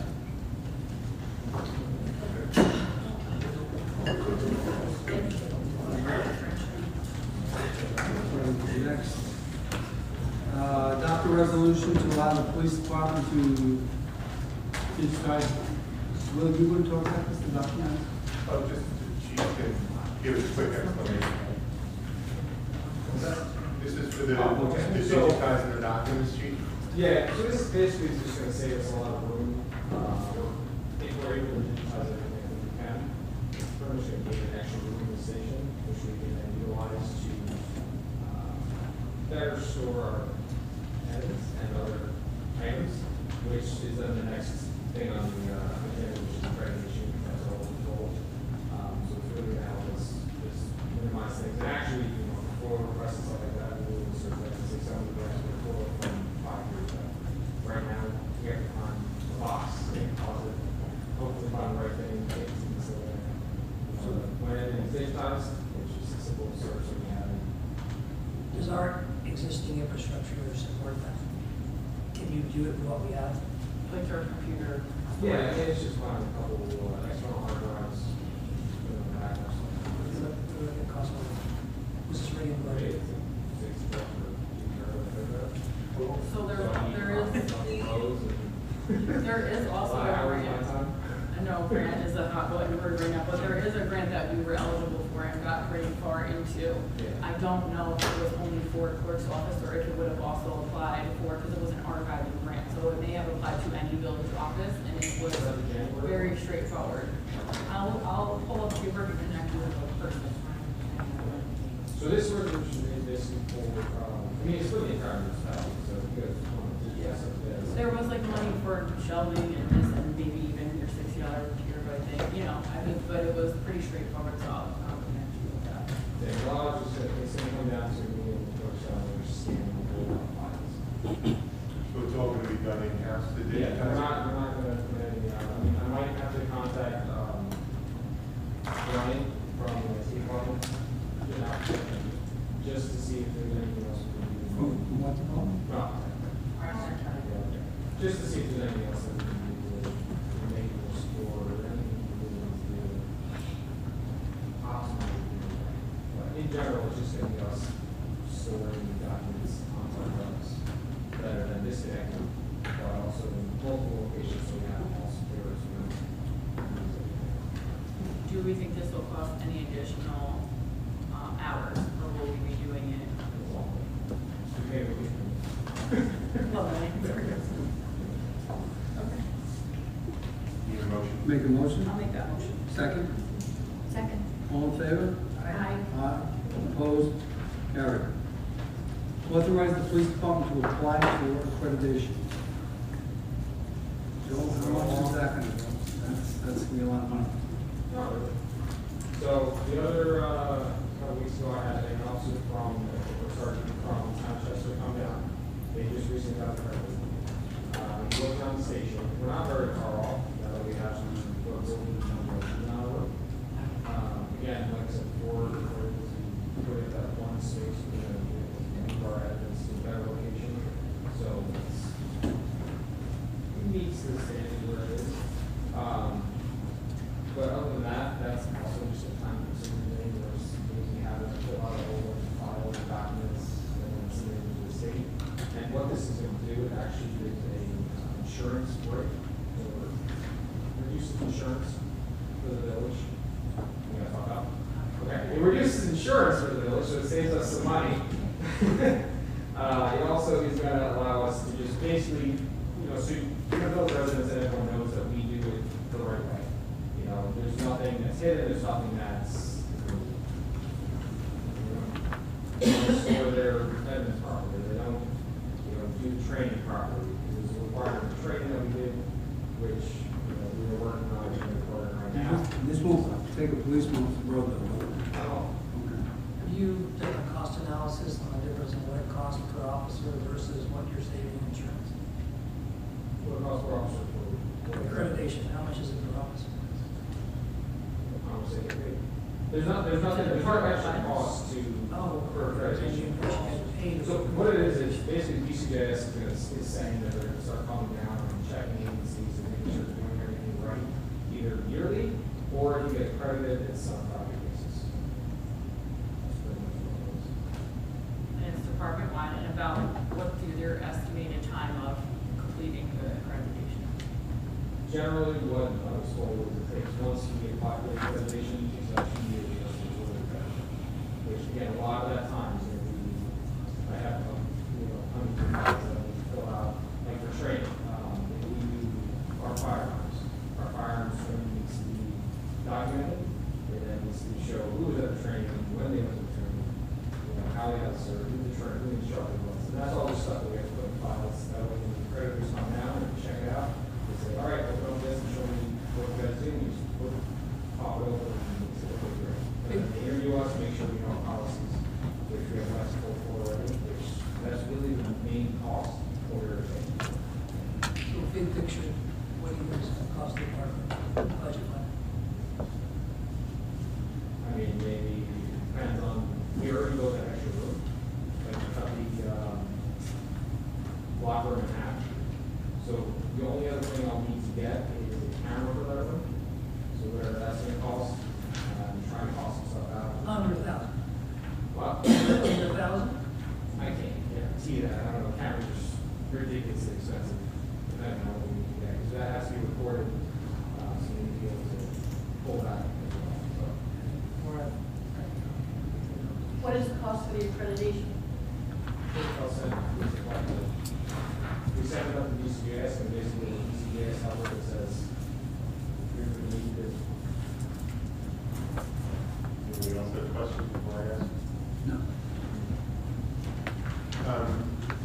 One of the, I've been through these accreditations with other departments. One of the most time-consuming things is making sure all the policies and procedures are in place and they're satisfactory to DCJS. The question is, I guess, do we have all of them already? Do we need to engage someone to assist with that? So that's just, again, that's me. So we have the rest of policies in place, which are based off DCJS standards. Okay. So all I have to do now is go through and read through and just remove the one that says force control. Is that what we're working on, like that, adopting like those, yeah, okay. Yes. That's what it is. So that part of it is just a matter of having it organized and sent up? Yes. Great. And for again, just like the detail, it's a time-consuming thing. You know, I'm for this, I'm definitely for this.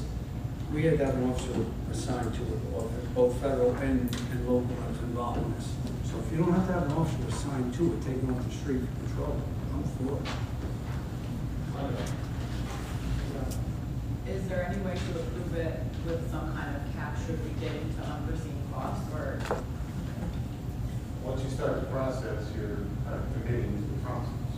So it doesn't look great for the department, correct me if I'm wrong, Chief. We quit? If you start the process and then you bag the process in between, it's not a great look for the village. And here's another not great look. If you lose the accreditation, Oh, sure. Yeah. that's the thing, you've got to stay on top of it. Because I've seen agencies lose the accreditation that's brought up to their officers when they're in court. When you were accredited, now you're not accredited. So it makes the jury believe it's a less than the police department. So Orange County right now is one of the highest right? I don't think it's about half, but it's pretty good. So I was talking to Chief Goldman and Manchester, and I was asking a lot of questions about the credit with the for everyone to insurance and all that. We also just don't want to be the last one in the county to get accredited, because then we're going to be the only ones that are going to have PCS down here every single year, making sure that everything's being like, set 5 years. When we get close to it, this is something we adopt as a board, when we get close to the finish line, we have to create a policy that requires the police department to continue the accreditation process and not let it fall. No, that would be up to him. That would be up to him. I'm sorry, I didn't understand the question. They have to continue to qualify or to submit anything to continue the accreditation. When we're talking about, oh, we're really bad if we lost it, is that something that we would create a policy to require, or? Yeah, that's a good part. That's a good what part. it stands up to him. Every 5 years, they need to come down and require us. Yeah. Once the board, if the board gives the go-ahead to do it and seek accreditation, then the chief starts undertaking the process and will, I'm sure, periodically update the board on how it's going and all that good stuff. Once the accreditation is achieved, it's up to the department to maintain all the records, report to DCJS as necessary, because they come down with stuff every once in a while that they want to report on, and that's how that works. And it's basically just us getting ahead of the oversight of it. Now, once, if you guys do approve this, whatever that is, we do have 5 rules to get accredited before we release the flag. I mean, there's some agencies that can't do it. Just, we didn't build that, we didn't build that up program or something that's not us. And we're into that, but then we would be able to do this. Do they dictate any equipment requirements, anything that might require you to purchase something? Nothing that I've seen. It's more about, the biggest thing for accreditation is record retention, evidence retention, and training. Those are the 3 biggest things that are going to be done. As long as those are squared away, which are things we're doing all right, and then when you also kind of check it, because you guys are doing most of this stuff, right? It's just you have to put it in a row, so we sometimes say here it is. So again, it's time to, my part to do. It's not taking the top off the street, I'm for it. I wouldn't have a patrol officer do this. Yeah. No, their agencies review something, assign something. I'm sorry. I'm the vote there, I'll handle it. Okay. All right, make a motion to allow the Village of Montgomery Police Department to apply for accreditation in the state of New York. Second. All in favor? No discussion? Aye. Opposed? It's carried. Accept the resignation of Officer Tyler Greer, effective June 1st, 2025. I'll make that motion. Second. All in favor? Opposed? Who seconded Carried. it? Darlene seconded it. He's relocating. He's a good guy. Okay, consider the renewing of the SRO agreement with Valley Central School District. Thoughts on it? I read through it. It's how it was. Basically, when you start school, we're called. Well, we have 2 SROs right now. One of them is going to go. At some point, the fall, so we're trying to send that one. And Darlene, you looked over the contract, right? Yeah. And the only thing that I could see that changed was the year and like a $400 decrease in pay, that's it, right? Yes. Sure. So we're renewing the agreement, but it's different than the previous agreement? It's a separate, every year we do. We do every year.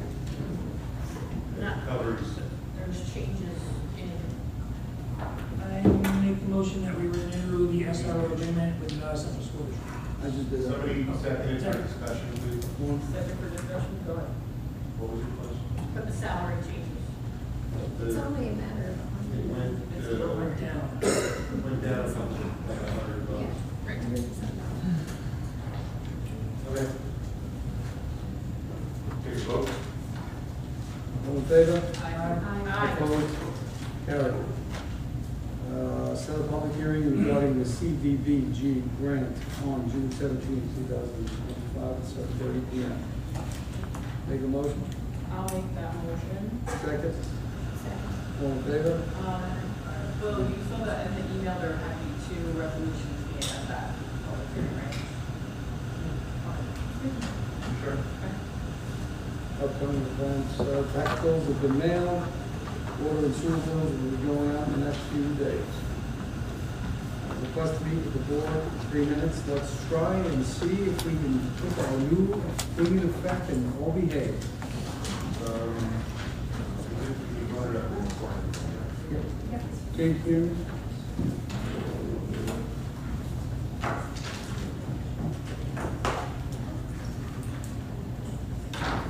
James Kiernan, 394 Angelo Drive.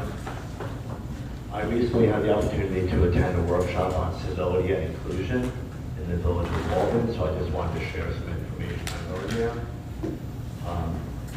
What is civility? Civility refers to behaviors that demonstrate respect, professionalism, and courtesy in interactions with colleagues and the public. It involves treating others with dignity, valuing diverse perspectives, and maintaining a culture of mutual respect, even in challenging situations. Civility in the workplace is not just about being nice, it's about fostering an environment where employees feel safe, heard, and empowered to contribute effectively. And there are several aspects of civility that have been copied to you. So, like respectful communication, empathy and consideration, professionalism, obviously, conflict management, meaning being mindful of others' experiences, feelings, and needs, or inclusivity and fairness, ensuring that all employees feel valued and included in workplace interactions. What is incivility? Incivility is low-intensity, disrespectful behavior that violates norms of mutual respect. These behaviors are often subtle, ambiguous, and may not be intentionally harmful, but they create a negative work environment and can and often do escalate into more serious conflicts if left unaddressed. Unlike harassment or bullying, which are often repeated and intentional, incivility is typically milder, but still harmful. It can erode morale, lower productivity, and contribute to stress and burnout. So what can trigger incivility?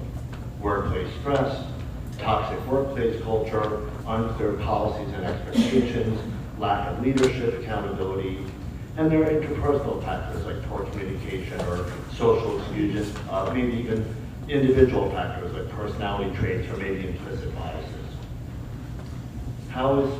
What are some examples of incivility in the workplace? So verbal incivility, for instance, would be like speaking to colleagues in a condescending or dismissive tone, or interrupting or talking over someone, making a sarcastic remark, or giving like a curt one-word response. Non-verbal, eye-rolling, sighing, smirking, turning your body, ignoring emails or messages or requests by ghosting fellow colleagues. And tonight, I want to tell you that there is one person that has really been very uncivil, even over the past year, and that has been myself. And I want to tell all of you tonight, I wish to say I'm sorry and formally apologize publicly to the board, to the mayor, to the deputy mayor, to the attorney that is representing the board, for any times that I have displayed behaviors that I know I have over this past year, many times. But I would like to apologize for all the behaviors of incivility that I displayed. I have talked over people. I have yelled at fellow attendees. In the last 2 meetings I did that. I have muttered under my breath when frustrated. I have eye-rolled. I have sighed many a time. I have definitely made sarcastic remarks under my breath. So I'm asking you to please forgive me and know these behaviors will not be seen here by me anymore. And I hope by sharing what I learned, we can all be more mindful of our behaviors and how they affect those around us. Thank you. Thank you.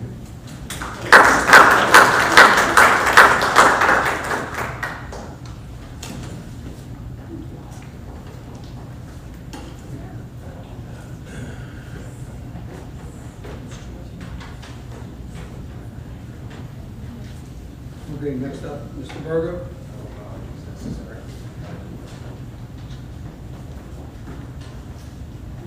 John Berger, Board is Edge. First, I'd like to thank the entire board for all the comments made about redoing the public comment. I do believe that, I've said a number of times here, that the crowd has been careful and they have been a little bit more quieter. I think it's going to be very successful. I think it's something that we need. And I think by approving this, you're going to see a great reaction from the residents of this village. Number two, I want to thank Cindy for doing exactly what a trustee is supposed to do. Question. Question things. This is not a stamp. This is you ask questions. It doesn't mean because you ask a question that you're against something. You're simply asking a question. And what you're doing with that is you're showing the public on the TV screens that you're doing your job. And I really appreciate that. Stand with that. Be that way all the time. Thank you.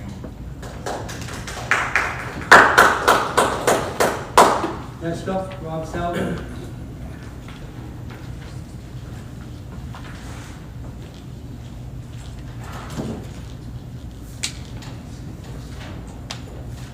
Rob Salvin, one of my favorite Montgomery. No matter what type of business you're in, retail, food service, information service industries, etc., you're always selling something. Despite the type of business, everyone is selling the same thing, which is their judgment. What ingredients to use, what parts to use, who to hire, what hours to keep, and so on. If your judgment is good, your business will succeed. If you exercise poor judgment, your business will fail. The same goes for governance. But the only thing you guys have to sell is your judgment. So let's examine some of the judgment we've seen so far. Three trustees went and met with the town supervisor before two of them were even seated. They decided to go along with the first step in flushing town toilets into a village house sewer system by agreeing to participate in a study commissioned by the town and pay for half of it before they even sat in a meeting at a village trustees and discussed the village business in front of the people. It's poor judgment. On the budget, trustees Nolan and Brianna and Carrillo, you all decided to cut $9,000 from the summer camp budget. You all decided this based on a failed calculation that the maximum possible amount of revenue from the sold-out camp fees was $116,000, when in fact that is the actual minimum possible revenue. The question is, did one of you come up with that amount on your own and convince the other two, or did three of you independently come up with this on your own? I don't know which one would be worse. The cut will save the village taxpayer exactly $0, so what was the motivation for doing it? For judgment. Trustee Picarillo wanted to cut $10,000 from the senior center budget, not knowing that $7,000 was already cut. Then you demanded to cut $3,000 more. It's poor judgment. At least Trustee Imbriani put a stop to that idea. Trustee Imbriani, I read a news article that you attended the last planning board meeting. And in your comments to the board, you said something about the lights from the KSH project coming through your windows. Is that accurate? I read that, something like that. You said that the lights from KSH are coming through your windows? Please limit it to public comment. Okay, I understand. Yes, well, if that happened, which I believe did in the news article, you declared the project as having a potential adverse effect on you personally. You probably won't be able to vote on it when it comes to this board. Trustee Nobley, you along with Trustee Imbriani have campaign signs whose message was to avoid warehouses you might vote for your ticket. That will likely offer the attorneys for KSH the ability to argue to prevent you from voting on the issue, since your minds were already made up before the process was completed. Trustee Picarillo, you through your position on the board of directors of the Business Council represent the interests of and promote the very law firm that represents KSH. Congratulations, you have a clear conflict of interest there, and you probably won't be able to vote either. So guess what? That leaves two board members, which isn't enough for a quorum. So who knows what the procedure becomes at that point. But either way, Board Judge, my suggestion to the two trustees is to follow the doctrine of synergy and not let yourselves continue to be dragged into another board member's revenge war, because right now it's very obvious to anyone objectively observing that that's exactly what's been going on. Thank you. Stacy Newman.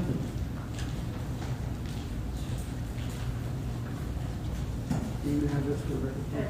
Stacy Newman, I live in town. I'm invested in some properties in the village, East Sears Road. It's very upsetting to me. Well, first of all, I want to say what Don, back up what Don said. I appreciate due diligence. I know you're doing it, and you guys don't know me very well. I don't say anything without your mind. And if you ever want to see mine, I always bring it with me to the meetings. So that said, it's very upsetting to me that at the end of the day, when the village of Montgomery elects a new mayor, and for whatever reason he decides to run a senior program in-house, a very small group of people became really upset and a little vindictive. I mean, by setting up all around the area and running several programs.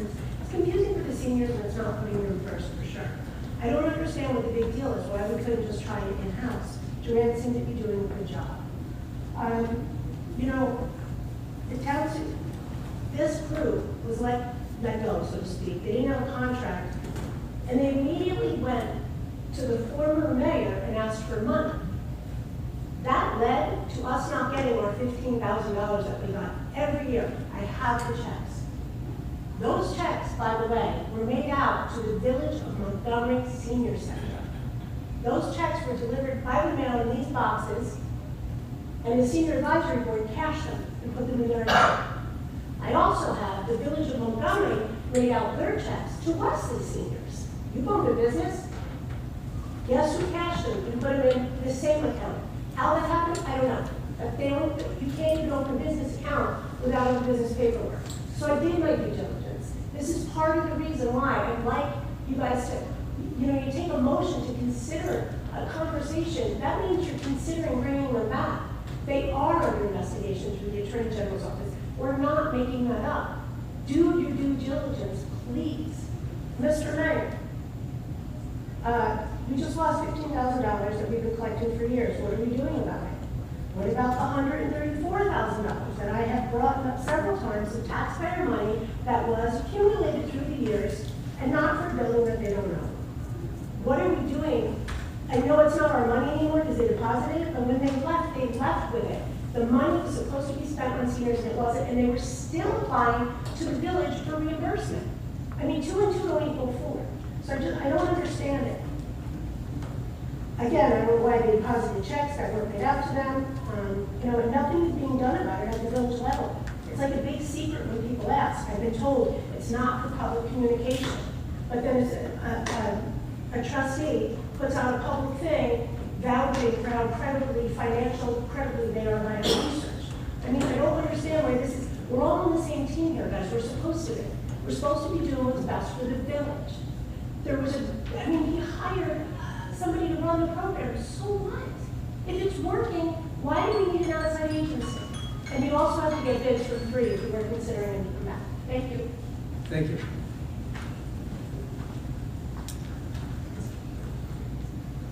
Okay, department reports. Jake, you want to go first? Yeah. Really, the only thing I have is, the 2 employees, and they're very working really good with me, and really showed a lot of improvement. I'm just gonna bump them up positions, everybody going back to this, and make sure when they do my budget, it's all good to go, so, yeah. Oh, now it's gonna go from that bill 2 to that bill 1, and that bill arm's gonna go from a labor A to a manpower. Get a motion on that. Make the motion on what Jake said. It's in your budget, it's all set. Yes. Yep. All in favor? Opposed? Carried. Thank you. And that's it. Everything else we already discussed. Thank you for all the work you did on that. Yeah. Joanne? I only have a few.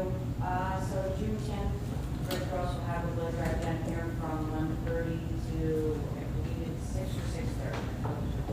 I got a roll call going out on that. June 11th and 25th, so you just be here for home fitness. And I'm looking into getting, whether it's picnic tables, a couple benches, maybe a small table where, you know, if there's an art class, they want to sit outside where it's nice. Hopefully, it stays nice. Or if they want to sit on the bench and we put a bus to come pick them up. So I'm need to get in. We have, we have to go to the chair, we have handicap at the chairs, one for the, over by where the camp is gonna be, and one for the, one for. Yeah, yeah, So absolutely. they'll be coming soon. Okay, perfect, yeah. And, is that it? Thank you for all you've been doing during the hard times. Chief? All right, so today we had around 200 calls for service. We did install the new radars, the ones that we bought with the tech grant, so those will be up and operational. As the mayor said, we had their gas the other day, and the day before that, their program direction. So, fifth grade with Renegade team. A lot of fun, and it was really good to obviously be out there with the kids doing that.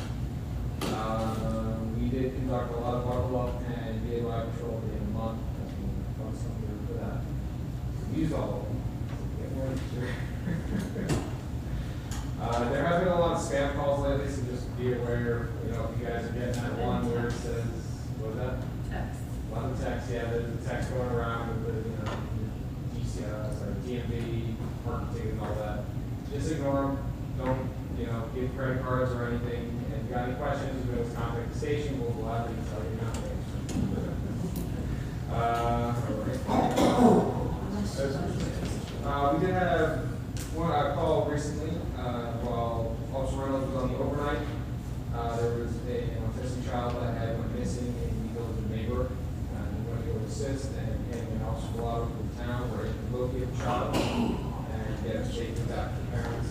So that's an excellent job on his part. It just shows that even though we're here, we're helping everyone around us to make sure we're doing the right thing.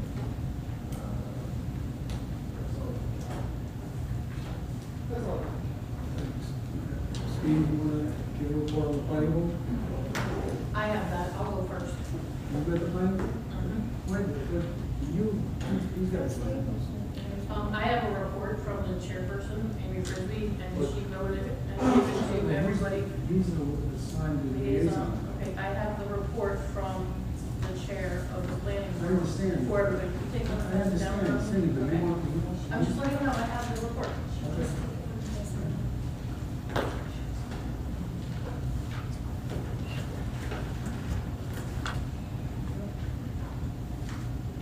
We wanted to get the report, there was a lot that went on, we wanted to get the report straight from Amy Frisbee. So we would submit it, so we could get all the information to you, there was a ton going on. Did you actually pass that point on? I'm sorry, repeat that? Did you pass that motion? For what? The KSH project? It wasn't finalized? No. You closed the public hearing? It's not. Public hearing, Public hearing. 2 more weeks for written comments. Yeah, That's what I'm sorry, I didn't hear it. that's all we did. We did nothing. You need a microphone up there at that desk too, just so you know. Yep, we're working on it. I know for about 6 months at least. Well, we have a lot of equipment we didn't know we had, so we're trying to make sure. Take that we microphone and repurpose use that. first. And the other thing I did today with Scott, like I mentioned earlier, was we resubmitted all the paperwork for the DWSD2. This is the water protection program. And so these are applications, you're not guaranteed acceptance. So we restarted the process again. And I did it with Scott to make sure I had all his information as well. That's it for me. And they're, I'm making sure that every bill that they're sent is paid up.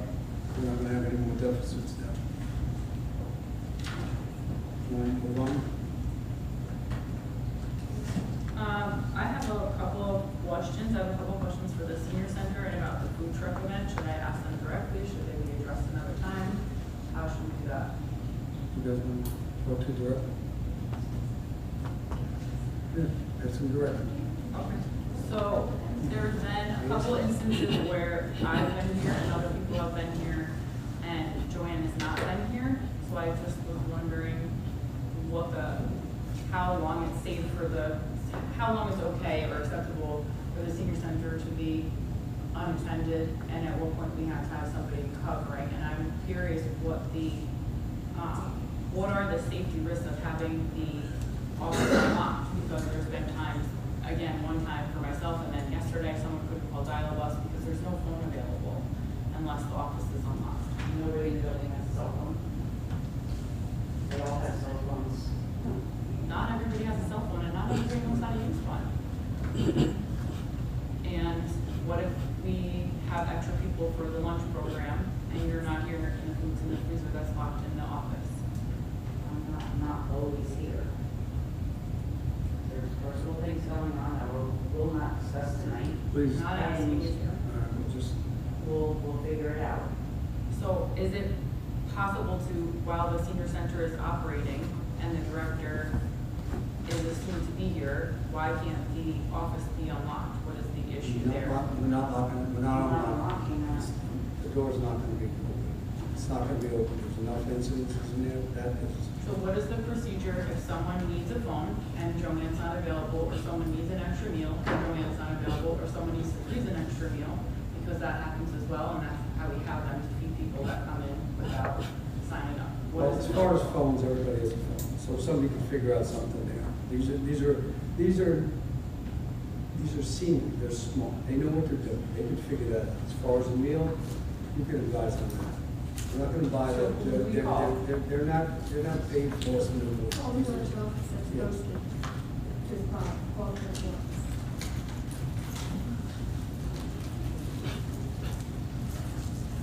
And what's the protocol about talking to fellow employees and attendees about the budget? Because I've gotten that complaint 3 or 4 times also. About the budget didn't pass, you can't print things. The budget didn't pass, I don't know if you can order your cups. The budget didn't pass, I don't know what programs we're gonna go to. Those are things that have been said to me, which I don't feel are appropriate to be shared, and they're not conducive to. Well, can I ask who said that? People that attend and people that you work with.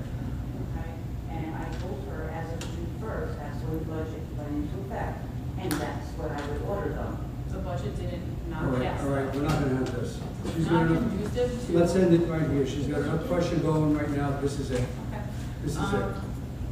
And then the food truck festival, I have questions about, and I sent them in multiple times, and still have not received a single answer. I will respond to that. Okay. Unfortunately, you responded as a trustee, and all the information with the application is in the village hall, and I'm not being snooty. This procedure is not handled with any other event that happens in the village. I know that as a fact. So if there is specific, the code for smoking is your village and town code. I shouldn't have to tell you the code, I shouldn't tell anything. I didn't ask you to recite the code, I asked how we were gonna handle it. People There is smoke. no handle. When there was a do fundraiser and they were smoking there, did anybody question them? I'm asking as a resident. I am a resident. Did anybody question when people are on the pickleball court smoking? They weren't on the court. They were on the court. They were off on the This is a grass. and in the completely middle. different So I story. understand. These are just not normal questions for an event. I did get your updated sheet that you wanted Not for answered. you to fill out. I wouldn't fill In it the- out. I in would the never future. fill it out. Okay. But you're. And what capacity are you operating in when you're answering these questions? I'm sorry. It was my idea. I requested a board for Steve Gresham, and he told me no. For event? No board. No, for this specific event. He told I'm me. not privy to that, I'm not being No, stupid, no, no, I'm I'm trying not to serious, clarify. because I've heard multiple things from that. So he did not want a board, and I think there were 9 people in this room. He said, no, you handle it, you do it the way you want to do it. And every meeting, I updated everybody what was going on. Until he said he didn't need me to do it, everything was in mine and Tracy's hands. Do what you want. And so we took it over. We took it over because he did not want a board. He was aware of every single thing that was happening. Everything. Steve Gresham, you're saying? Yes. Okay, and so that ended last year, When ended last year? his oversight of the No. event? When was He the wasn't first there. Wait a meeting second, we wait a had? second. These are residents. I'm asking, These are, she's saying I'm she wants stopping to it. answer. No, These well, are actually, residents. I'm not done. I can clarify. I can clarify. Why wasn't it clarified when I asked, not in this way, when I asked very precisely, like, in I writing? did when we explain were to there? you and to Cindy at least 3 times what the procedure is for an event. But It's that the doesn't same answer for any every of the single questions that I event. posed. That's not true. 3 times. Okay, I so did. now I what? just- All in that I'm picture- saying is, what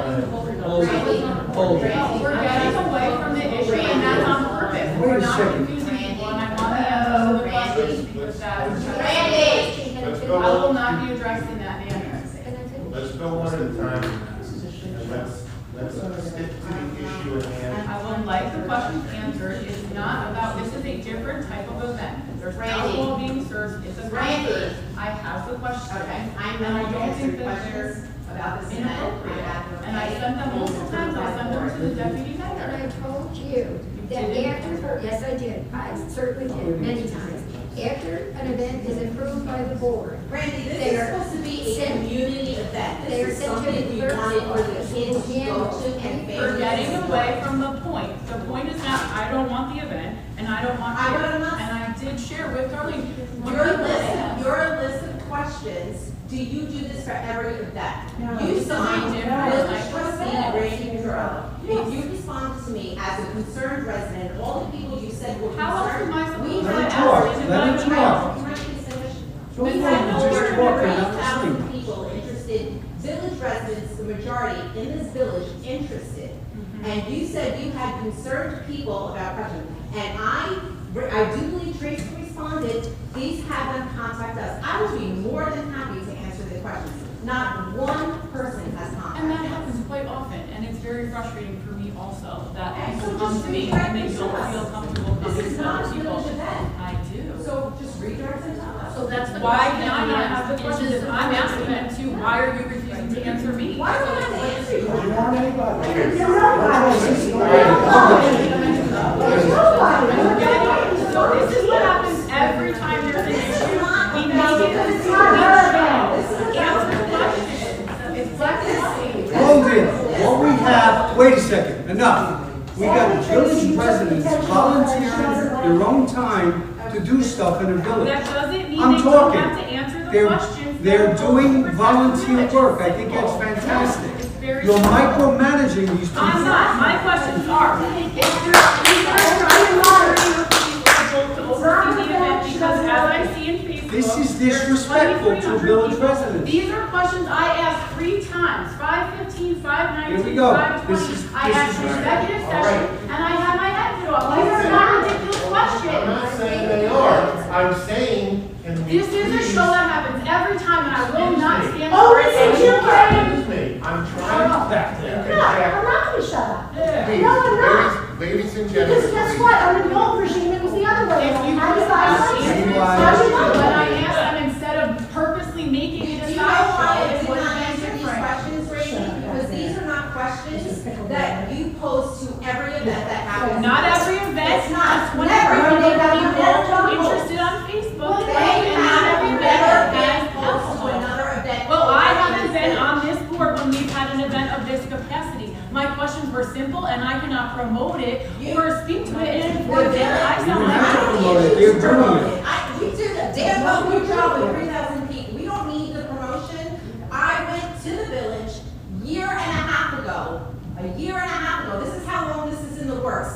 I'm sorry, but you or whoever thinks they're entitled to, a month before the event, do not get to squash it. It just I'm not trying to I will not rush let it, it I'm happen. asking very simple Everything questions is that can taken be care answered. of. You are This is micromanaging insane. volunteers from the residents. And the paper Stop it. files, and you have the People don't last. like being talked about. You don't question the board. You don't question. I have not All right, addressed now, let's anybody go. in this. Okay. What else are you, okay. Look, one at a time. There is nothing productive about people talking over each other, whatever the topic. Either you're gonna get answers to your questions, trustee, or you're not.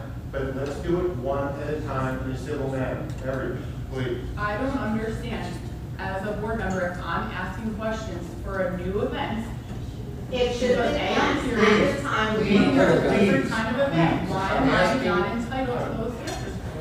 You don't have the power to do so by law.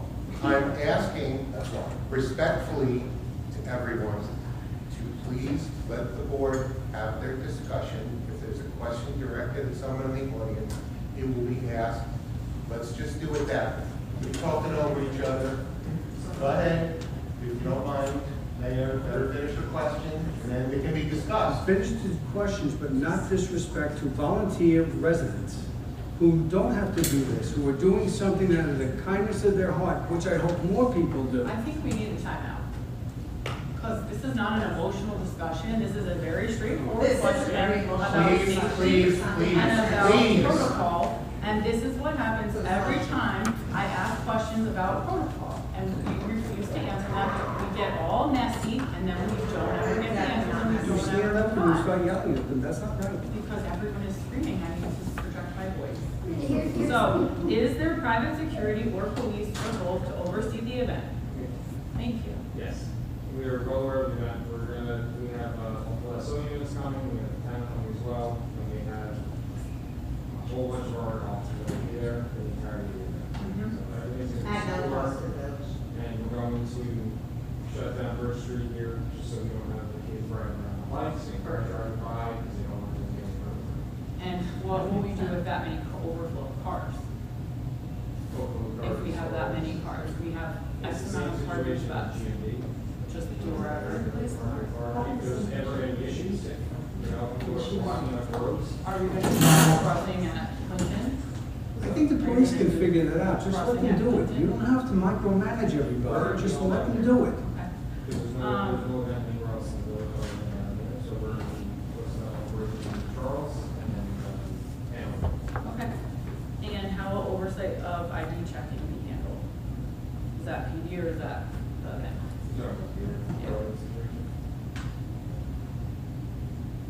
Certified bartenders. Okay. Thank you. Who applied for the liquor license for the event? Why is that relevant? I'm sorry. Because I'm curious if. I don't have a response to that. Your next question? You know what you're doing, Randy. This is so. I am not answering it. I do not have to answer it as long as that liquor license is in the village. This is I all don't have to answer taken that. care of. Next question?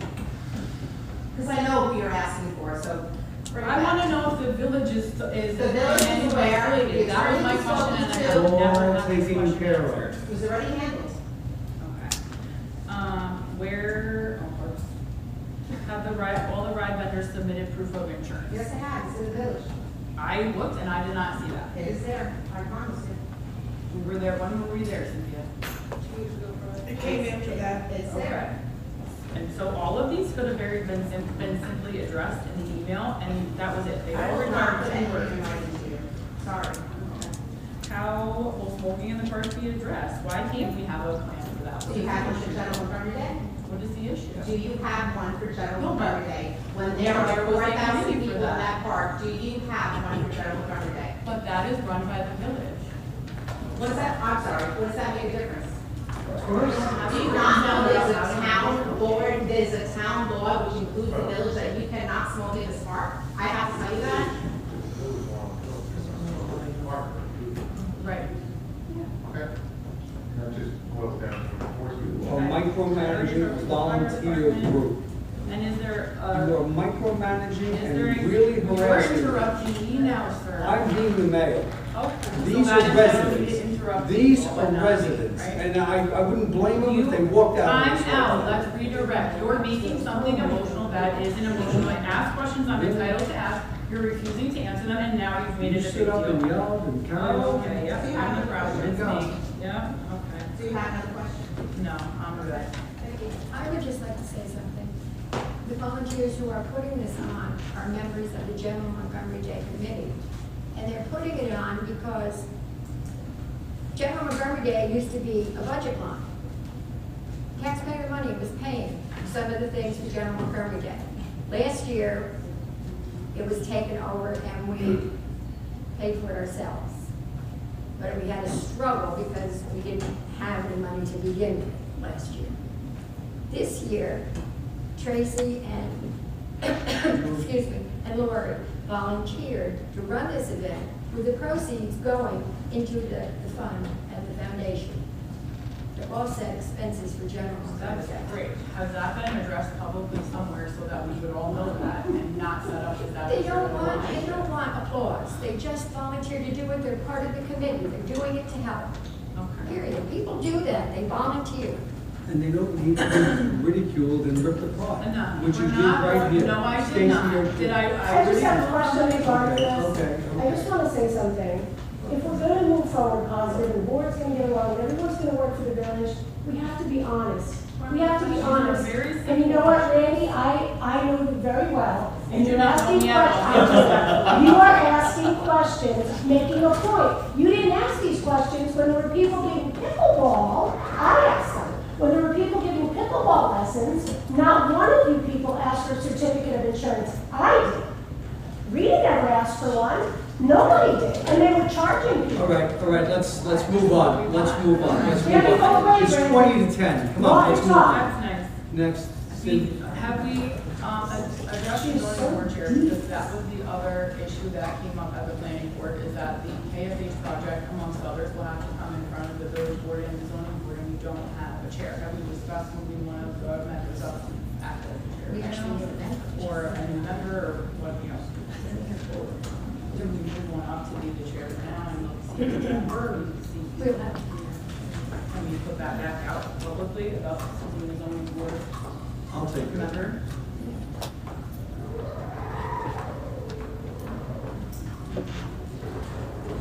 And also, all weekend long, Facebook, all over the place, phone calls, text messages, and photos. I think we need to address the locking of the pickleball court and unlocking. It seems ridiculous, but this many people are upset about it. Why can't people self-cover? Okay, first of all, again, there's an issue here, we pray for you. So, you know what, sometimes pickleball can't be opened on time because somebody wasn't there because of an emergency. But there's a bunch of pickleball courts back there. So it just didn't happen. I made arrangements with Joe this morning, and he's gonna make sure that a police officer opens it up. It didn't get opened, so But why are I'm we sorry. saying anybody's open? It's a public park, there's clear hours posted there. Why can't we just Because let they didn't people adhere go to by it. those hours? Is that not my Did you see them playing at 7 o'clock? No, they didn't get 6, they Because don't we answered to the people, and the people here asked for it to be closed at 10 o'clock, so we closed it at 10 o'clock in the morning. It was open late tonight when we came in here, nobody went over there in this room now.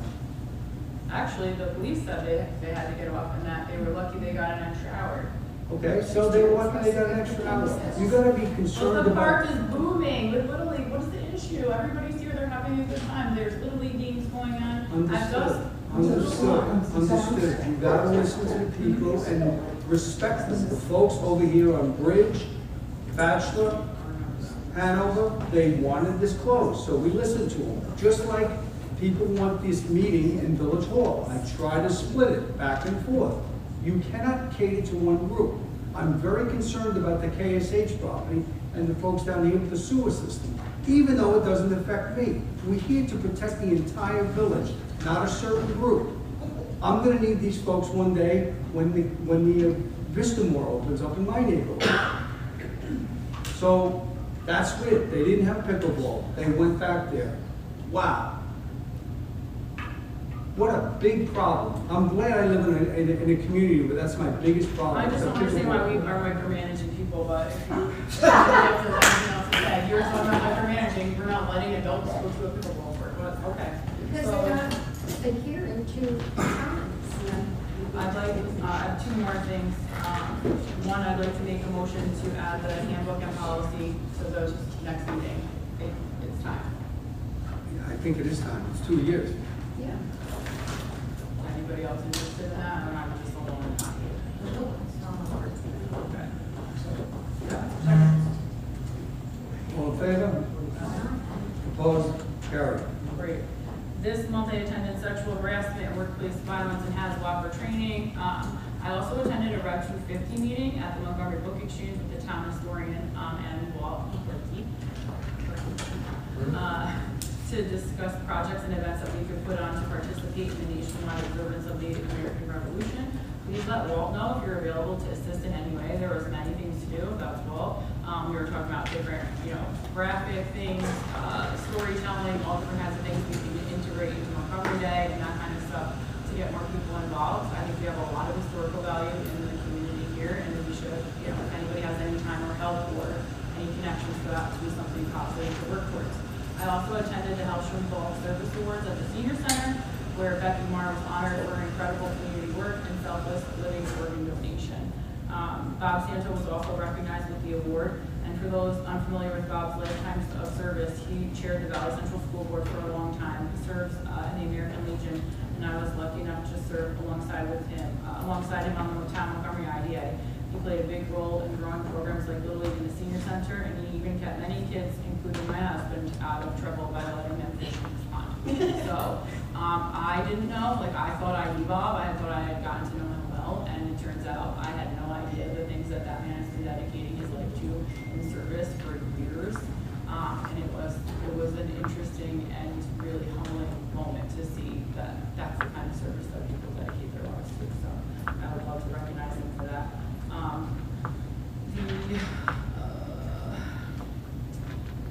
Yeah, I don't think I can get through that one. A lot of grants that we're working on. I do want to clarify something that came up this week.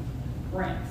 You said we can't have grants if they are at a cost to the village. When you said that, did you mean that there can't be any upfront costs incurred to the village to apply for them, or we can't apply for anything that even has a match required once we're approved? I want to get us out of the whole word. I can't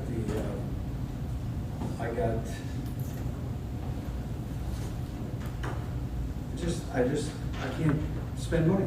$5,000, it's $5,000, $15,000, we don't win it, there's $15,000 we could have used to connect the sidewalks from Lakeside to the post office. Right. I don't want to keep throwing the dice hoping we're gonna get something. But if you're talking about upfront costs incurred, so I'm if talking there's a about if match. we get something for free, okay. Other than that, we don't Right. have the money to But lay some out. of these grants require a match when you are approved and funded for the grant. So if we got, for argument's sake, there's a readout that I just sent to Jake, and Jake said, oh, well, there was a match, so I didn't put in for them. And I said, that's not how I understood what Mike said. I understood him to say that we couldn't do it if we incurred a cost to the village up front. But if we can get a $5 million grant, don't you think that the village taxpayers would rather pay the $300,000 match than the $5 million that we're going to We're pay? going to have to pay. New York Florida is moving forward, and we're going to have to pay. So Right, but that's not the question I'm asking. What I'm asking is, How much is it that we can we pay? can apply for grants that have a match, or we can't apply for grants that have an upfront cost? I don't want to spend money. You're not answering the question. I'm telling you, I don't want to spend money. I don't want to put money up front that I don't have. It's like putting money on a charge card. That doesn't answer the question. I'm telling you, I don't want to spend money. rephrase the question, Hmm? if I may. Fine. Mayor? Fine. Okay.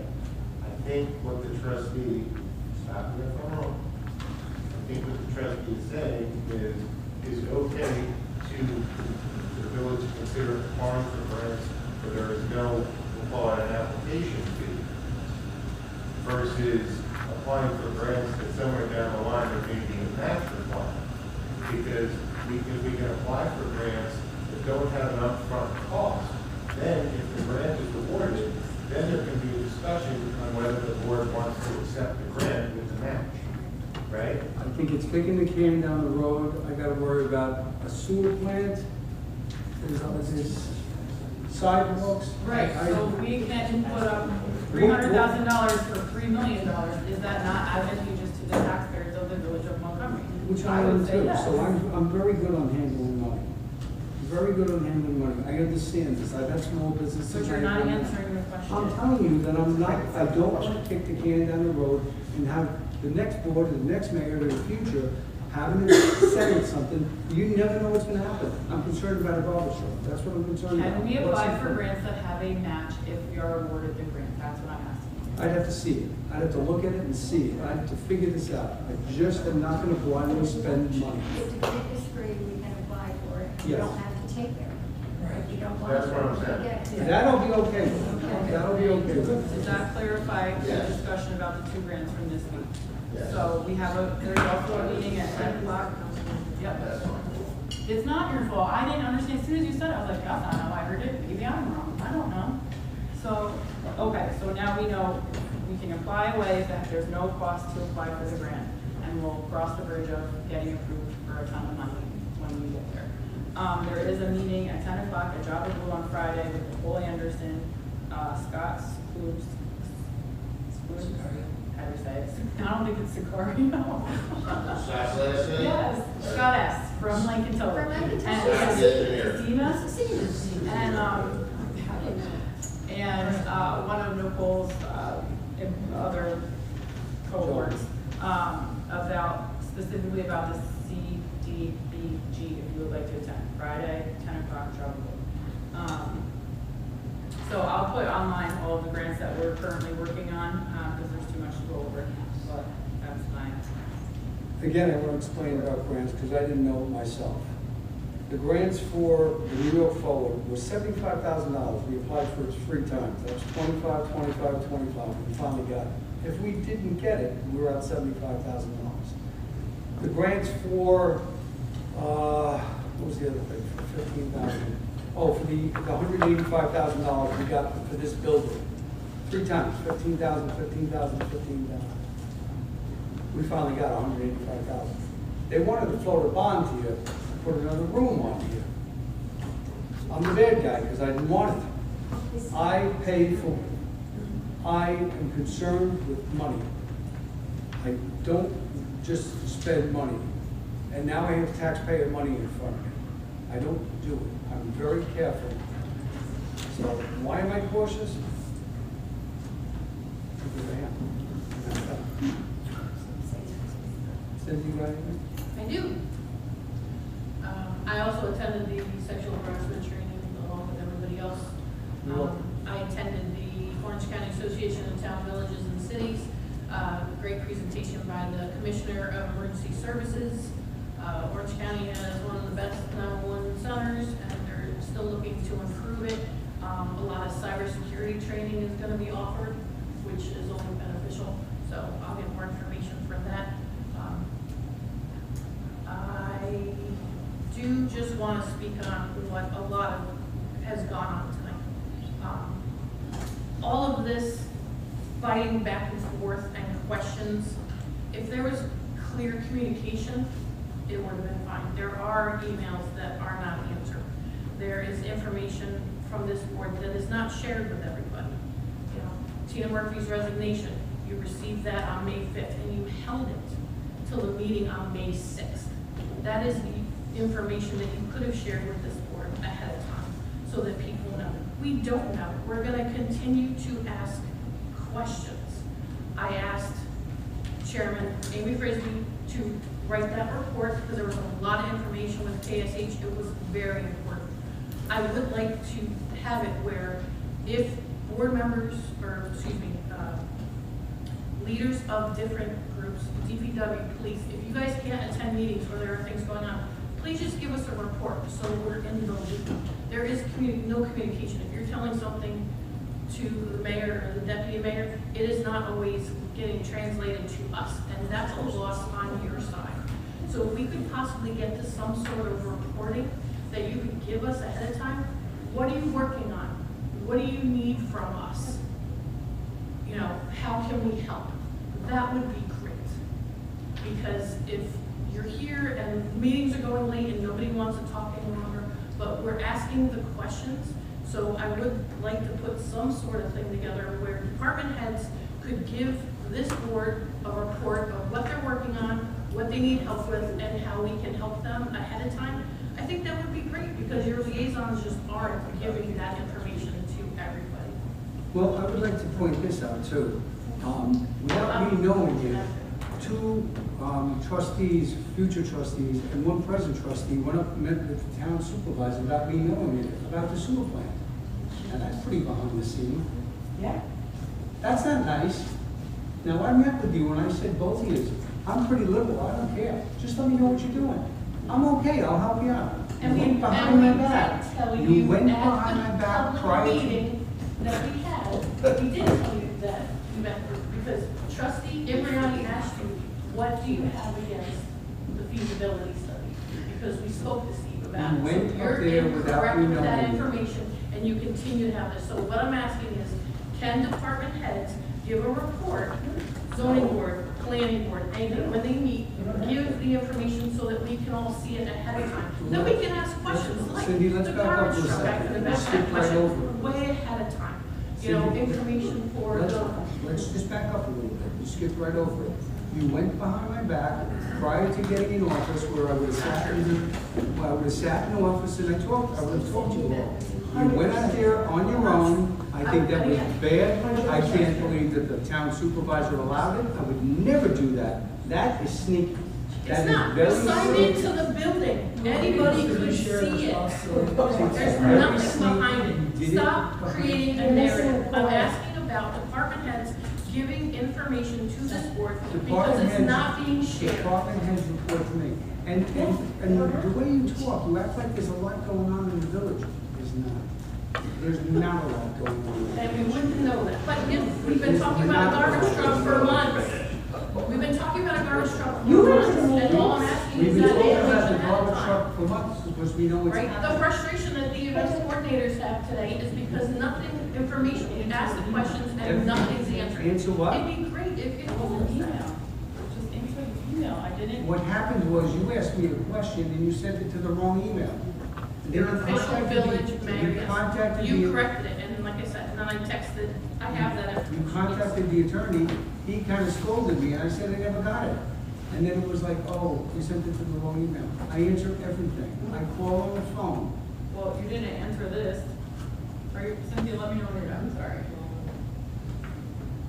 Bottom line is you went behind my back and you met with the town supervisor. And village residents, if this was such a good deal, this sewer plant, Do you have more? why would this be done? Why would they do this behind my back? You have more to say? I'm done. Okay, before we go, I did email you twice and no one answered, and everyone got it because Will acknowledged it, about putting in a letter of interest for the New York State, DEC Water Quality Improvement Project Program, which is WQIP, or WIP, with the acronym, there's $75 million available in total funding for wastewater treatment improvement, non-agricultural, non-point source pavement and control, vacuum trucks, all kinds of things, land acquisition. You guys have this in your email. I would like to put in a letter of interest for this grant. Does it cost anything? No, it's a 25% match if we get approved. And it's a $1 million to $15 million in some instances. It's all broken down by project, which you guys have for 2 weeks. Ginny, can I ask you, this is the one that they did rebuild their plant, right? I don't know. I believe this is the one they were cut. They got a third of $1 million to the water plant. So they just need a letter of interest. Yeah. Yes. Go ahead and do it. Go ahead and do it. I'm okay on that. I'm just not gonna start putting stuff on a charge card. We're just starting to get ourselves out of the mess. And at the risk of getting into the weeds, I think that you will understand my intent when I say, I understand that the department heads do not report to me and that they report to you. I think that somewhere along the way, the communication or the intent is being lost, that it's not that I want, or either of these other two people want them to report or I don't want to be in charge, but I didn't come here and run and put myself in this position and sit here all these nights, just like you, to only do the bare minimum. I want to be helpful. And if I don't have the information, We all do. how can I be helpful? We all do, but there's So certain that's the intent. information, that the police chief shares with me. Sure, but I think That we does can do a not go better out. job. That does not go out. I mean, Okay? Mike, one of the things we're talking about is when we ask for information, you don't give it, and then we go meet with the person to get that information. What information do you say ask me you're that saying you behind give? the back. What So we're not meeting with them, I'm meeting with them to get the information What- that I can't get. Clarify what you said. What information did I give you? I'm talking about, you're the oversight, you're the liaison to many departments. From what I was asking, I went to ask him to set up a meeting, and you told me, no, don't meet with me, I'll give you the information. But I never got the information from him. You went and met with him before you got No, on the I board. called him, I was trying to set up a You meeting. went before you got on the board. No. No, I'm talking about Jake. That's right now. Before you were on the board, you met with him. I was I know, after. I know. The bottom line is, the department heads report to me. I don't do anything like that. Again, you make it sound like a lot goes on in this village. It doesn't. It People doesn't. ask us questions. People ask me We questions. want to be able to answer them. Correct. But Correct. if we don't have the information, we can't answer. Well, again, meeting with the town supervisor without me knowing it, that was pretty sure. I disagree. Okay? So. Okay, let's move on. Wait, we have to talk about summer meetings. We have 2 summer meetings still on the agenda, or on the list of meetings. We 2 in July, 2 in August. Are we gonna choose one, or are we gonna do? No, we only have one meeting in July and Tuesdays. I know, but on the list of meetings, we still have 2 that we can deal with our filter. Do we know which We've never had to. Well, what we gotta do is gotta figure out who's going on vacation and work around everybody's schedule. Right, but then it's the next meeting, so we have to address it, is what I'm saying. All right, let's figure. So as of right now, the next meeting is? July. June 16th. I'm sorry, it's the next meeting after that, yes. So we'll know at the next meeting. At the next meeting, you should decide which dates you're gonna use, which one in July, which one in August. Now, the one in August, since everybody's off, if you wanna meet early during the daytime, that would be all right. Citizens who work. I just want to do that, I'm just trying to accommodate Everybody everybody. circulate their availability. Yeah, that's what I'm saying, I'm just trying to be, You wanna do. That's all. Circulate when everybody's travel plans are for July and for August, then you can decide which of the meetings you're gonna hold for those months. That's all. all right. That's it, motion to adjourn? I'll make it. Second. On the way home, Goodwill Road by the post office. Motion to adjourn, make a motion? I made it. Second? Second. All in favor? Wait a minute. I'll I second cannot it. make it and second it. All right. Somebody else has to. Second. I second it. Who wants to go home? All in favor? Aye. Goodwill Road by the post office, there's an incredible amount of deer out there. Be careful. Good night.